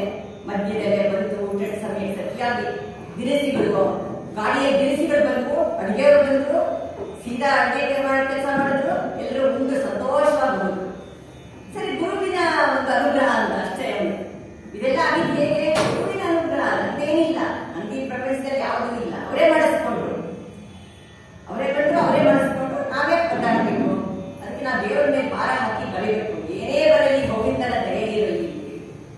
ದೇವರ ಮೇಲೆ ಭಾರ ಹಾಕಿ ಬರೀತಿದ್ರೆ ನಮ್ಮ ಮನಸ್ಸು ಹಗುರವಾಗುತ್ತೆ. ನಾವೇ ಅದನ್ನ ಅನುಭವಿಸಕ್ ಹೋದ್ರೆ ಗೌರವಾಗತ್ತೆ ನಮ್ಮ ಮನಸ್ಸು. ರಾಮನಡಿಟ್ಟನೆಲ ಈ ಮನುಸಿದ ಗಾಳಿ ವ್ಯೋಮದೇವ ಭಗೀರಥಂ ತಂದ ಸುರತಟನಿ. ರಾಮನಡಿಟ್ಟನೆಲ ಈ ಮನುಸಿದ ಗಾಳಿ ವ್ಯೋಮದೇವ ಭಗೀರಥಂ ತಂದ ಸುರತಟನಿ. ಸೋಮನಂ ಪೆತ್ತ ಕಡಲಿ ಪುರಾತನಗಳಿರೆ. ಸೋಮನಂ ಪೆತ್ತ ಕಡಲಿ ಪುರಾತನಗಳಿರೆ. ನಾವೆಂದು ಹೊಸ ಬರೆಲೋ, ನಾವೆಂದು ಹೊಸ ಬರೆಲೋ ಮಂಕುತಿಮ್ಮ, ಮಂಕುತಿಮ್ಮ. ಇಂದಿನ ಯುವಕರು, ತರುಣರು ಏನ್ ಹೇಳ್ತಾರೆ? ನವ್ಯ ನೂತನ ಈ ಜಗತ್ತು, ನಾವು ಹೊಸ ಹೊಸ ಆವಿಷ್ಕಾರಗಳು ಮಾಡ್ತಾ ಇದ್ದೀವಿ. ಯಂಗ್ಸ್ಟರ್ಸ್ ಇಂದಲೇ ಸಾಧ್ಯ, ಯುವಕರಿಂದಲೇ ಸಾಧ್ಯ. ಪೈಲಟ್ರು ಅವರೇ, ನೇವಿರು ಅವರೇ, ಪೊಲೀಸರು ಅವರೇ, ದೇಶದ ಕಾಯೋ ಯೋಧನು ಅವನೇ. ನಾವು ಯುವಕರಿರೋದಕ್ಕೆ ಪ್ರಪಂಚ ನಡೀತಿದೆ. ನಾವು ನಿತ್ಯ ನೂತನರು ಅಂತ ಹೇಳ್ಕೊಳ್ತಾರೆ, ಜಂಬ ಕೊಚ್ಕೊಳ್ತಾರೆ. ಆದ್ರೆ ಪ್ರಪಂಚ ಹೊಸದ ಇಲ್ಲ. ರಾಮ ನಡಿಯಿಟ್ಟನೆಲ ಭೀಮ ನುಸಿರಿದ ಗಾಳಿ. ರಾಮ ನಡೆದಾಡ ಭೂಮಿ ನಾವು ನಡೆದಿದ್ದೀವಪ್ಪ. ನೀವು ಅದೇ ನೆಲದಲ್ಲಿ ಇದ್ದೀರಾ, ಅದೇ ಭೂಮಿಯಲ್ಲಿ ಇದ್ದೀರಾ. ಭೀಮ ನುಸಿರಿದ ಗಾಳಿ. ಭೀಮ ಇತ್ತು ದ್ವಾಪರ ಯುದ್ಧದಲ್ಲಿ, ತ್ರೇತಾಯುದ್ಧದಲ್ಲಿ ರಾಮ ಇದ್ದ, ದ್ವಾಪರ ಯುದ್ಧದಲ್ಲಿ ಭೀಮ ಇದ್ದ. ಅದೇ ಗಾಳಿಯಿಂದ ಅವರು ಉಸಿರಾಡ್ತಿದ್ರು, ನಾವು ಉಸಿರಾಡ್ತಾ ಇದ್ದೀವಿ. ಯಾವ್ದು ಹೊಸದು? ಭಗೀರಥ ಗಂಗೆಯಿಂದ ತಂದ ಭೂಮಿಗೆ. ಅದೇ ಗಂಗಾ ಮಾತೆ ಇವತ್ತು ನಮಗೂ ಇದ್ದಾಳೆ. ನಮ್ಮ ಹತ್ರ ನಾವು ಸೇವಿಸ್ತೀವಿ. ಸೋಮನಂ ಪೆತ್ತ ಕಡಲು. ಅಮೃತಮಂಥನ ಕಾಲದಲ್ಲಿ ಚಂದ್ರ ಉದಯಿಸ್ತಾ, ಆ ಚಂದ್ರ ಇವತ್ತು ಇದ್ದಾನೆ, ಅವನು ಕೆಲಸ ಮಾಡ್ತಾ ಇದ್ದಾನೆ. ಪುರಾತನಗಳಿವೆ. ಈ ರೀತಿಯ ಪುರಾತನ ಕಾಲದ ಜಗತ್ತೇ ಇವತ್ತು ಇದೆ. ಅದಕ್ಕೆ ಓಲ್ಡ್ ಈಸ್ ಗೋಲ್ಡ್ ಅಂತೀವಿ. ಯಾರು ಮನೆಯಲ್ಲಿ ಹಿರಿಯರಿರ್ತಾರೋ ಅವರ ಅನುಭವ ದೊಡ್ಡದು. ಅವರ ಮಾತು ಕೇಳಿದ್ರೆ ಇವತ್ತಿನ ಯುವಕರು ಕೇಳಿಸಲ್ಲ. ಯುವಕರಿಗೆ ನೆಲ ಕಾಣಲ್ಲ, ವಯಸ್ಸಾದವರು ಬೆಟ್ಟ ಗುಡ್ಡ ಏರಕ್ಕಾಗಲ್ಲ. ಹೊಸ ಆವಿಷ್ಕಾರಗಳನ್ನ ಅವ್ರು ಮಾಡಕ್ಕಾಗದೇ ಇರಬಹುದು. ನಮ್ಮಲ್ಲಿ ಎಂತೆಂತ ಜ್ಞಾನಿಗಳು, ವಿಜ್ಞಾನಿಗಳು ಆಗಿರ್ಬೋದು. ಆರ್ಯಭಟ್ಟ, ವರಾಹಮಿಹಿರ, ಲೋಕಮುದ್ರ, ಎಷ್ಟೊಂದು ಜನ ಏನೆಲ್ಲ ಅವರು ಸಾಧನೆಗಳು, ವಿಮಾನಶಾಸ್ತ್ರ ಅವತ್ತ ಕಂಡುಹಿಡಿದಿದ್ರು, ಪುಸ್ತಕವನ್ನು ಬರೆದಿಟ್ಟಿದ್ರು. ಆದ್ರೆ ಅದನ್ನ ತಯಾರಿಸಕ್ಕೆ ಅವರಿಗೆ ಹಣಕಾಸುಗಳಿರಲಿಲ್ಲ. ಆ ಕಾಲದಲ್ಲಿ ಅವಕಾಶಗಳಿರಲಿಲ್ಲ. ಅವರು ಅದರಲ್ಲೇ ತೃಪ್ತಿ ಪಡ್ಕೊಳ್ತಿದ್ರು. ಮುಂದಿನ ಪೀಳಿಗೆಗೆ ರವಾನಿಸಿದ್ರು. ಅದೆಲ್ಲ ಇರೋವಕ್ಕೆ ಇವತ್ತಿನ ದಿವಸ ಎಲ್ಲವೂ ನಡೀತಾ ಇರೋದು. ಈಗ ಅದನ್ನ ಬೆಳೆಸ್ತಾ ಇರೋದು. ಈ ಜಗತ್ತು ಯಾವತ್ತೂ ನಿತ್ಯ ನೂತನ ಇವತ್ತು ಹುಟ್ಕೊಂಡಿದ್ದಲ್ಲ. ಯುಗಾಂತರಗಳಿಂದ ಈ ಜಗತ್ತು ಹುಟ್ಕೊಂಡಿದೆ. ಅಲ್ಲಿಂದಲೂ ಜನ ಇದ್ದಾರೆ. ಎಂತೆಂತಾವ್ ಇದ್ರಪ್ಪ ಈ ಲೋಕದಲ್ಲಿ, ನಿಂದೇ ದೊಡ್ಡದು ಅಂತ ಹೇಳಿ.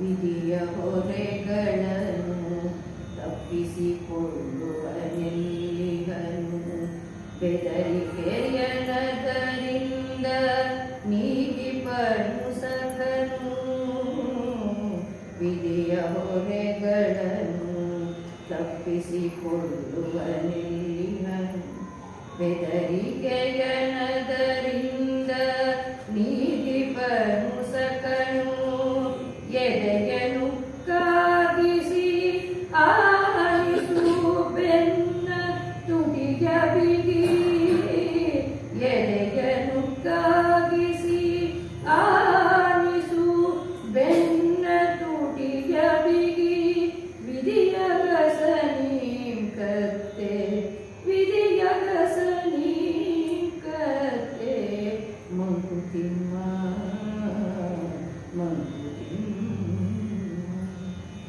ನಮ್ಮ DVG ಅವರು ಮನುಷ್ಯನನ್ನ ಯಾಕೋ ಹಾರಾಡ್ತೀಯ, ಯಾಕೋ ಕೂಗಾಡ್ತೀಯ, ನೀನು ಒಂದು ಕತ್ತೆ ತಂದು ನಿಲ್ಲಿಸ್ಬಿಟ್ರು ಮನುಷ್ಯನ ಜೀವನವನ್ನ. ಯಾಕೆ ದೇವರು ನಮ್ಮನ್ನು ಹುಟ್ಟುವಾಗಲೇ ನಮ್ಮ ಬೆನ್ನ ಮೇಲೆ ಕರ್ಮದ ಮೂಟೆ ಹೊರಿಸಿ ಕಳಿಸಿದ್ದಾನೆ. ಭಾರ ಕರ್ಮದ ಮೂಟೆ ಹೊತ್ಕೊಂಡು ಈ ಲೋಕಕ್ಕೆ ಬಂದಿದ್ದೀವಿ. ಎಲ್ಲೆಲ್ಲಿ ಹೋದ್ರೆ ಅದು ನಮ್ಮ ಹಿಂದೆನೇ ಇರುತ್ತೆ, ನಮ್ಮ ಜೊತೆಲೇ ಇರುತ್ತೆ. ಅದನ್ನ ತಪ್ಪಿಸ್ಕೊಳ್ಳೋಕೆ ಸಾಧ್ಯನೇ ಇಲ್ಲ. ನೀವು ಈ ಒಂದು ಜನ್ಮದಲ್ಲಿ ತಪ್ಪಿಸ್ಕೊಂಡಿದ್ರು ಅದು ಸಂಚಯ ಪಾಪ ಕರ್ಮವಾಗಿ ಬರ್ತಾನೆ ಇರುತ್ತೆ ನಿನ್ನ ಹಿಂದೆ. ಅದು ಮುಖ್ಯ ತನಕ ಯಾವತ್ತು ನಿನ್ನ ಕರ್ಮದ ಮೂಟೆ ಖಾಲಿಯಾಗುತ್ತೋ ಯಾವತ್ತು ನಿನ್ಗೆ ಅಂತೆ ಆ ದಿನ ನಿನ್ನ ಪುಣ್ಯ ಸಿಗತ್ತೆ. ಆ ದಿನ ನೀನು ಸ್ವರ್ಗಲೋಕಕ್ಕೆ ಹೋದ್ರೆ ಇಲ್ದಿದ್ರೆ ನಿನ್ ಕೈ ಸಾಧ್ಯವೇ ಇಲ್ಲ. ಕರ್ಮಗಳನ್ನ ಹೊತ್ತು ತಿರುಗೋದು ಈ ಭೂಲೋಕಕ್ಕೆ ಬಂದ ಮನುಷ್ಯನ ಸ್ಥಿತಿಗತಿಗಳು. ಅದೇ ಹುಟ್ಟವಾಗಲೇ ನಮ್ಗೆ ಹಣೆ ಬರ, ಅದಕ್ಕೆ ವಿಧಿಯ ಬರಹ ಬರೆದು ಕಳಿಸ್ಬಿಟ್ಟಿರ್ತಾನೆ. ವಿಧಿಯ ಬರಹವನ್ನ ಯಾರು ಅಳಿಸಕ್ಕಾಗಲ್ಲ, ಯಾರು ಬದಲಾಯಿಸಕ್ಕಾಗಲ್ಲ. ಮಾಡಿದ್ದು ಮಹಾರಾಯ. ನೀನೇನ್ ಮಾಡಿದ್ಯೋ ಪಾಪ ಪುಣ್ಯ ಎರಡು ಕೌಂಟರ್ ತೆಗಿತಾನಂತೆ. ಒಳ್ಳೆ ಕೆಲಸ ಮಾಡಿದಾಗ ಅಲ್ಲಿಗೆ ನಮ್ಮ ಮಾರ್ಕ್ಸ್ ಹಾಕ್ತಾನೆ, ಕೆಟ್ಟ ಕೆಲಸ ಮಾಡಿದಾಗ ಇಲ್ಲಿಗೆ ಮಾರ್ಕ್ಸ್ ಹಾಕ್ತಾನೆ. ಆ ಒಂದು ಅದರಿಂದ ನಮ್ಮ ನಿರ್ಧರಿಸ್ತಾನೆ. ಇವರು ಜೀವನದಲ್ಲಿ ಒಳ್ಳೆ ಕೆಲಸಗಳು ಮಾಡಿ ಬಂದಿದಾರೋ ಅಥವಾ ಕೆಟ್ಟ ಕರ್ಮಗಳನ್ನೇ ಮಾಡಿ ಬಂದಿದಾರೋ, ಇವ್ರಿಗೇನು ಮತ್ತೆ ಎಂತಾದ್ರೂ ಕೊಡಬಹುದು ಇವ್ರಿಗೆ ಶಿಕ್ಷೆ ಅಂತ. ಅದೆಲ್ಲ ನಮ್ಮ ಹಿರಿಯರು ತುಂಬಾ ಜನ ತಿಳ್ಕೊಂಡು ಅವ್ರು ಹೇಳ್ತಾರೆ. ಅಂದ್ರೆ ನಾವು ಆದಷ್ಟು ನಮ್ಮ ಜೀವನವನ್ನು ಸಾರ್ಥಕ ಪಡಿಸ್ಕೋಬೇಕು ಮಾನವೀಯತೆಯ ದೃಷ್ಟಿಯಿಂದ. ಮನುಷ್ಯನಾಗುತ್ತಂದ್ರೆ ಮಾನವೀಯತೆ ಬೇಕು. ಮನುಷ್ಯ ಧರ್ಮವನ್ನು ಕಾಪಾಡಬೇಕು ಅಂತ ಹೇಳ್ತಾರೆ. ಬದುಕು ಕದನವೆಂದಂಜಿ ಬಿಟ್ಟೋಡುವನು ವಿಧಿಯ ಬಾಯಿಗೆ ಕವನವಾಗದುಳಿಯುವನೇ. ಬದುಕು ಕದನವೆಂದಂಜಿ ಬಿಟ್ಟೋಡುವನು ವಿಧಿಯ ಬಾಯಿಗೆ ಕವನವಾಗದುಳಿಯುವನೇ. ಎದೆಯನ್ನು ಕಾಗಿಸುತ್ತ ಮತಿ ಗದೆಯ ಪಿಡಿದು ನೀನೆದರು ನಿಲ ಬಿದಿಯೊಲ್ವೆ ಮಂಕುತಿಮ್ಮ. ಎದೆಯನ್ನು ಕಾಗಿಸುತ್ತ ಮತಿ ಗದೆಯ ಪಿಡಿದು ನೀನೆದರು ನಿಲ ಬಿದಿಯೊಲೆವ ಮಂಕುತಿಮ್ಮ ಮಂಕುತಿಮ್ಮ. ಬದುಕು ಕದನವೆಂದಂಜಿ ಬಿಟ್ಟೋಡುವವನು ಏನ್ ಪ್ರಯೋಜನ? ಕತ್ತಲೆ ಗವಿಯಲ್ಲಿ ಇರ್ತೀಯ, ಅತಳ ವಿತಳ ಪಾತಾಳ ರಸಾತಳದಲ್ಲಿ ಹೋಗಿ ಅಡ್ಕೊಳ್ತೀಯ. ಹಾಗೆ ಅಡ್ಕೊಂಡು ಯಾರಾದ್ರೂ ಬದುಕಿರೋರು ಇದ್ದಾರ? ಅಡ್ಕೊಂಡು ಯಾರಾದ್ರೂ ವಿಧಿಯ ಕಣ್ಣಿಗೆ ಬೀಳದಂತೆ ಇರೋರು ಇದಾರೆಯ? ಎಲ್ಲೋದ್ರಲ್ಲೇ ಯಾರಿಗೆ ಎಲ್ಲಿ ಇರುತ್ತೋ ಅದನ್ನ ಹಣೆ ಬರ. ಅದರಿಂದ ಎದೆಯೇ ಮುಕ್ಕಾಗಿಸು. ಕಷ್ಟಗಳು ಬಂತು ಸಂಸಾರದಲ್ಲಿ, ನನಗೆ ತುಂಬಾ ಕಷ್ಟ ಬಂದ್ಬಿಡ್ತು ಅಂತ ಹಿಮಾಲಯ ಪರ್ವತಕ್ಕೆ ಹೋಗಿ ನಾನು ತಪಸ್ಸು ಕೂತ್ಕೊಂಡ್ಬಿಡ್ತೀನಿ. ಸಾಲದ ಶೂಲೆ ತಡೆಯಲಾರದೆ ಆತ್ಮಹತ್ಯೆ ಮಾಡ್ಕೊಳ್ತಾರೆ ನಮ್ಮ ದೇಶದಲ್ಲಿ. ಪರೀಕ್ಷೆ ಪಾಸ್ ಆಗದೆ ಆತ್ಮಹತ್ಯೆ, ಅಪ್ಪ ಅಮ್ಮ ಬೈದ್ರು ಅಂತ ಆತ್ಮಹತ್ಯೆ. ಒಂದ ಎರಡ ಜನಕ್ಕೆ ಯಾಕೆ ಅನುಭವ ಇಲ್ಲ? ಅನುಭವದ ಜ್ಞಾನವಿಲ್ಲ. ಇವತ್ತಿದ್ದ ನಾಳೆ ಇಲ್ಲ. ಇವತ್ತು ಫೇಲ್ ಆಗಿದ್ದೀನಿ, ಮತ್ತೆ ಕಟ್ತೀನಿ, ಪಾಸ್ ಆಗ್ತೀನಿ, ಒಂದಲ್ಲ ಒಂದಿನ ಮೇಲ್ ಬರ್ತೀನಿ ಅಂತ ಆ ಮಕ್ಕಳಿಗೆ ಇವತ್ತಿನ ದಿವಸ ಅರಿವೇ ಇರೋಲ್ಲ. ತಾವು ಏನ್ ಮಾಡ್ತಿದ್ವಿ? ದೊಡ್ಡವರೇ ಮಾತು ಕೇಳಲ್ಲ, ಅವ್ರಿಗೆ ಸ್ವಂತ ಅರಿವಿರಲ್ಲ. ಅದರಿಂದ ಇಂಥ ಒಂದು ಎಡೆಬಿಡಿಗೆ ಸ್ಥಿತಿ ಅವ್ರದ್ದು ಇವಾಗ. ಅದರಿಂದ ವಿಧಿಯ ಬಾಯಿಗೆ ಬೀಳದೆ ಯಾರು ತಪ್ಪಿಸ್ಕೊಂಡಿದ್ದಾರೆ ಇವರ ತನಕ? ಹಿಂದಿನಿಂದ ಅವ್ರು ಎಷ್ಟೇ ಪುಣ್ಯ ಕರ್ಮ ಮಾಡಿದ್ರು ನಮ್ಮ ಕರ್ಮದ ಹೊರ ಬಿಡಲ್ಲ. ನಮ್ಮ ಎಷ್ಟು ದಿನದ ಋಣ ಇರುತ್ತೋ ಅಷ್ಟು ದಿನ ಋಣ ಏನೇನು ಅನುಭವಿಸ್ಬೇಕೋ ಅದು ಅನುಭವಿಸಿಯೇ ತೀರ್ಬೇಕು. ಪರೀಕ್ಷಿತ್ ರಾಜನ ಕಥೆ ನಿಮ್ಗಳಿಗೂ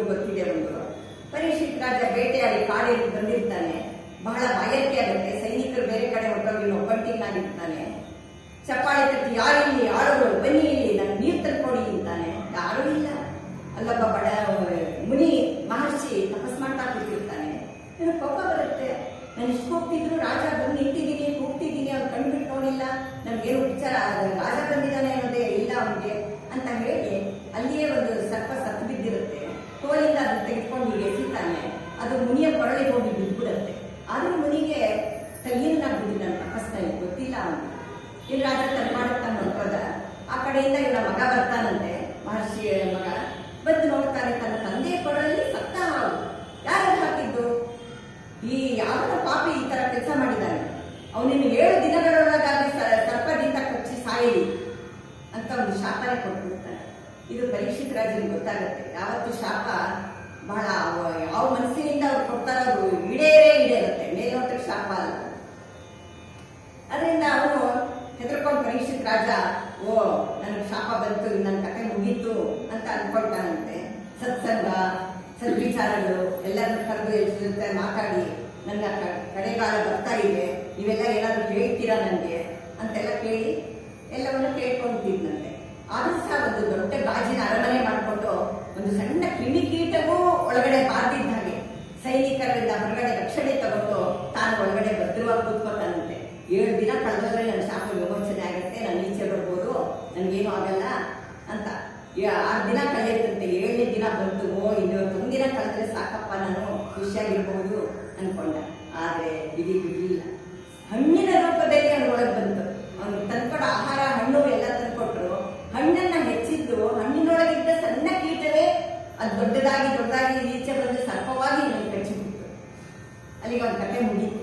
ಅದರಿಂದ ಅವನು ಏನೆಲ್ಲ ಮಾಡಿದ್ರು ವಿಧಿಯ ಬರಹದಿಂದ ತಪ್ಪಿಸ್ಕೊಳಕ್ಕಾಗಲಿಲ್ಲ. ಬದುಕು ಕದನವೆಂದಂಜೆ ಓಡಬೇಡಿ. ಎಲ್ಲಿಗೆ ಹೋಗ್ತೀರಾ? ಎಲ್ಲೋದ್ರೂ ಅದು ಇವಾಗ ನಮ್ಮ ಸಮಸ್ಯೆಗಳು ಚಿಂತೆಗಳು ನಾವೆಲ್ಲೋದ್ರೂ ಬರುತ್ತೆ ನಮ್ಮ ಹಿಂದೆ. ಮನೆ ಬಿಟ್ಟು ಹೊರಗಡೆ ಹೋಗಿ ಅಲ್ಲಿ ಅದನ್ನೇ ಯೋಚನೆ ಮಾಡ್ತೀವಿ, ಬೇರೆ ಊರಿಗೆ ಹೋದ್ರೂ ಅದನ್ನೇ ಯೋಚನೆ ಮಾಡ್ತೀವಿ. ಅದರಿಂದ ಅದನ್ನೆಲ್ಲ ಎದುರಿಸಿ ಮನಸ್ಸನ್ನು ಗಟ್ಟಿ ಮಾಡ್ಕೋ ಅಂತ ಹೇಳಿ. ಹೊರಗೆ ಲೋಕ ಸತ್ತಿ ಒಳಗೆ ಸಕಲ ವಿರಕ್ತಿ. ಹೊರಗೆ ಲೋಕ ಸತ್ತಿ ಒಳಗೆ ಸಕಲ ವಿರಕ್ತಿ. ಹೊರಗೆ ಕಾರ್ಯ ಧ್ಯಾನ ಒಳಗೆ ಉದಾಸೀನ. ಹೊರಗೆ ಕಾರ್ಯ ಧ್ಯಾನ ಒಳಗೆ ಉದಾಸೀನ.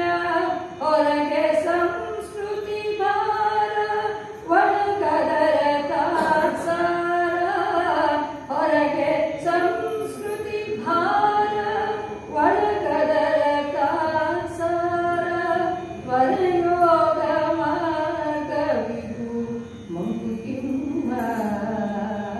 ವರಯೋಗ ಮಾರ್ಗವಿದು ಮಂಕುತಿಮ್ಮ. ಹೊರಗೆ ಲೋಕಾಸಕ್ತಿ, ಒಳಗೆ ವಿರಕ್ತಿ. ಎಷ್ಟು ಜನಕ್ಕಿರುತ್ತೆ? ಯಾವಾಗ ಹೊರಲೋಕಕ್ಕೆ ಅಂದ್ಕೊಂಡಿರ್ತೀವಿ. ಬೆಳಗ್ಗೆ ಇಟ್ಟ ರಾತ್ರಿ ತನಕ ಅಲ್ಲೋಗು ಇಲ್ಲೋಗ, ಕೆಲಸ ಮಾಡು, ಈ ಕೆಲಸ ಮಾಡು, ಅದನ್ನ ತಿನ್ನು ಇದನ್ನ ತಿನ್ನು, ಇಷ್ಟೇ ಜೀವನ ನಮ್ದು. ಅಡುಗೆ ಮಾಡು, ತಿಂಡಿ ಮಾಡು, ಊಟ ಮಾಡು, ಅಷ್ಟರಲ್ಲೇ ನಾವು ಜೀವನ ಕಾಲ ಕಳೆದು ಬಿಡ್ತೀವಲ್ಲ. ವಿರಕ್ತ ಭಾವ ಯಾವಾಗ ಬರೋದು ನಮಗೆ? ಅದು ಬರಬೇಕು. ಹೊರಗಡೆ ಕಾರ್ಯದಲ್ಲಿ ಸಂಘದಲ್ಲಿ ಮನುಷ್ಯ ಸಂಘಜೀವಿ ಹುಟ್ಟಿ ಏಕಾಂತವಾಗಿ ಹುಟ್ಟಿ ಬಂದು ಇಲ್ಲಿ 4 ಜನದ ಜೊತೆ ಬೆರೆತು ಕಲಿತಾನೆ, ಓದ್ತಾನೆ, ಕೆಲಸ ಮಾಡ್ತಾನೆ, ಎಲ್ಲ ಮಾಡ್ಕೊಂಡು ಹೋಗ್ತಾನೆ. ಆದ್ರೆ ಉದಾಸೀನ ತಾತ್ಸಾರ ಭಾವ ಬರಬೇಕು. ಅಲ್ಲಿದೆ ನಮ್ಮ ಮನೆ, ಇಲ್ಲಿ ಬಂದೆ ಸುಮ್ಮನೆ ಅಂತ ಸುಮ್ಮನಿರ್ಬೇಕು. ಅವ್ನು ಸುಮ್ಮನಿರ್ತಾನ? ಸುಮ್ಮನಿರಲ್ಲ. ಇನ್ನೊಬ್ಬರ ಕೆಡಕು. ಮನುಷ್ಯನಿಗೆ ಹೊಟ್ಟೆ ಮಾತ್ರ ಕೊಟ್ಟಿಲ್ಲ ದೇವರು, ಹೊಟ್ಟೆ ಕಿಚ್ಚನ್ನು ಕೊಟ್ಟಿದ್ದಾರೆ ಅಂತ ಹೇಳ್ತಾರೆ ಒಂದು ಕಡೆ. ಇನ್ನೊಬ್ರು ಕಂಡ ಸೂರ್ಯ ಇನ್ನೊಬ್ರಿಗೆ ಮೇಲ್ ಬರಕ್ ಬಿಡಲ್ಲ. ಇನ್ನೊಬ್ರು ಕೆಡಕೊಂಡು ಹೋಗಿ ಪ್ರಾಣಿಲಾದ್ರೂ ಊಟ ಮಾಡಿ ತಿಂದ್ಬಿಟ್ಟು ಹೊಟ್ಟೆ ತುಂಬಿಸ್ಕೊಂಡು ಒಂದ್ ಕಡೆ ಮಲ್ಕೊಳತ್ತೇವೆ. ಅವ ಏನು ಮಾಡಲ್ವಂತೆ. ಆದ್ರೆ ಮನುಷ್ಯ ಹಾಗಲ್ಲ. ಹೊಟ್ಟೆ ತುಂಬಿದ್ಮೇಲೆ ಶುರು ಆಗುತ್ತೆ ಅವನು ಬೇರೆಯವ್ರ ಕಾಲಿಗೆ ಯಾರಿಗೇನು ತೊಂದರೆ ಕೊಡಿ, ಯಾರಿಗೇನು ಮಾಡಲಿ ಅಂತ ಯೋಚನೆ ಮಾಡ್ತಾ ಇರ್ತಾರಂತೆ. ಅದರಿಂದ ಸಂಸ್ಕೃತಿ ಭಾರ, ಒಂದು ಸುಸಂಸ್ಕೃತನಾಗು, ನೀನು ಬೆಳಿಬೇಕು. ಅಂತರಂಗದಲ್ಲಿ ವಿರಕ್ತಿ ಹೇಗೆ ಬರುತ್ತೆ? ಇಲ್ಲೊಂದು ಪುಟ್ಟ ಕತೆ. ಇಲ್ಲೂ ಒಬ್ಬ ರಾಜನ ಕತೆ. ರಾಜ ಹೀಗೆ ಕಾಡಿಗೆ ಬರ್ತಾನೆ. ಅಲ್ಲಿ ಒಬ್ಬ ಋಷಿ ಕೂತಿರ್ತಾನೆ ತಪಸ್ ಮಾಡ್ಕೊಂಡು. ಅವನು ಬಹಳ ಬಡಪಾಯ ಕಾಣ್ತಾನೆ ನಿಮ್ ಕಣ್ಣಿಗೆ. ಏನು ಬಡಕಲ್ ಶರೀರ. ಅವನ ಪಾಪ ಒಂದೇ ದಿನ ಒಳ್ಳೆ ಊಟ ಮಾಡಿದಾನೋ ನೀವು. ನೀರು ಗೆಡ್ಡೆ ಗೆಣಸು ಹಣ್ಣು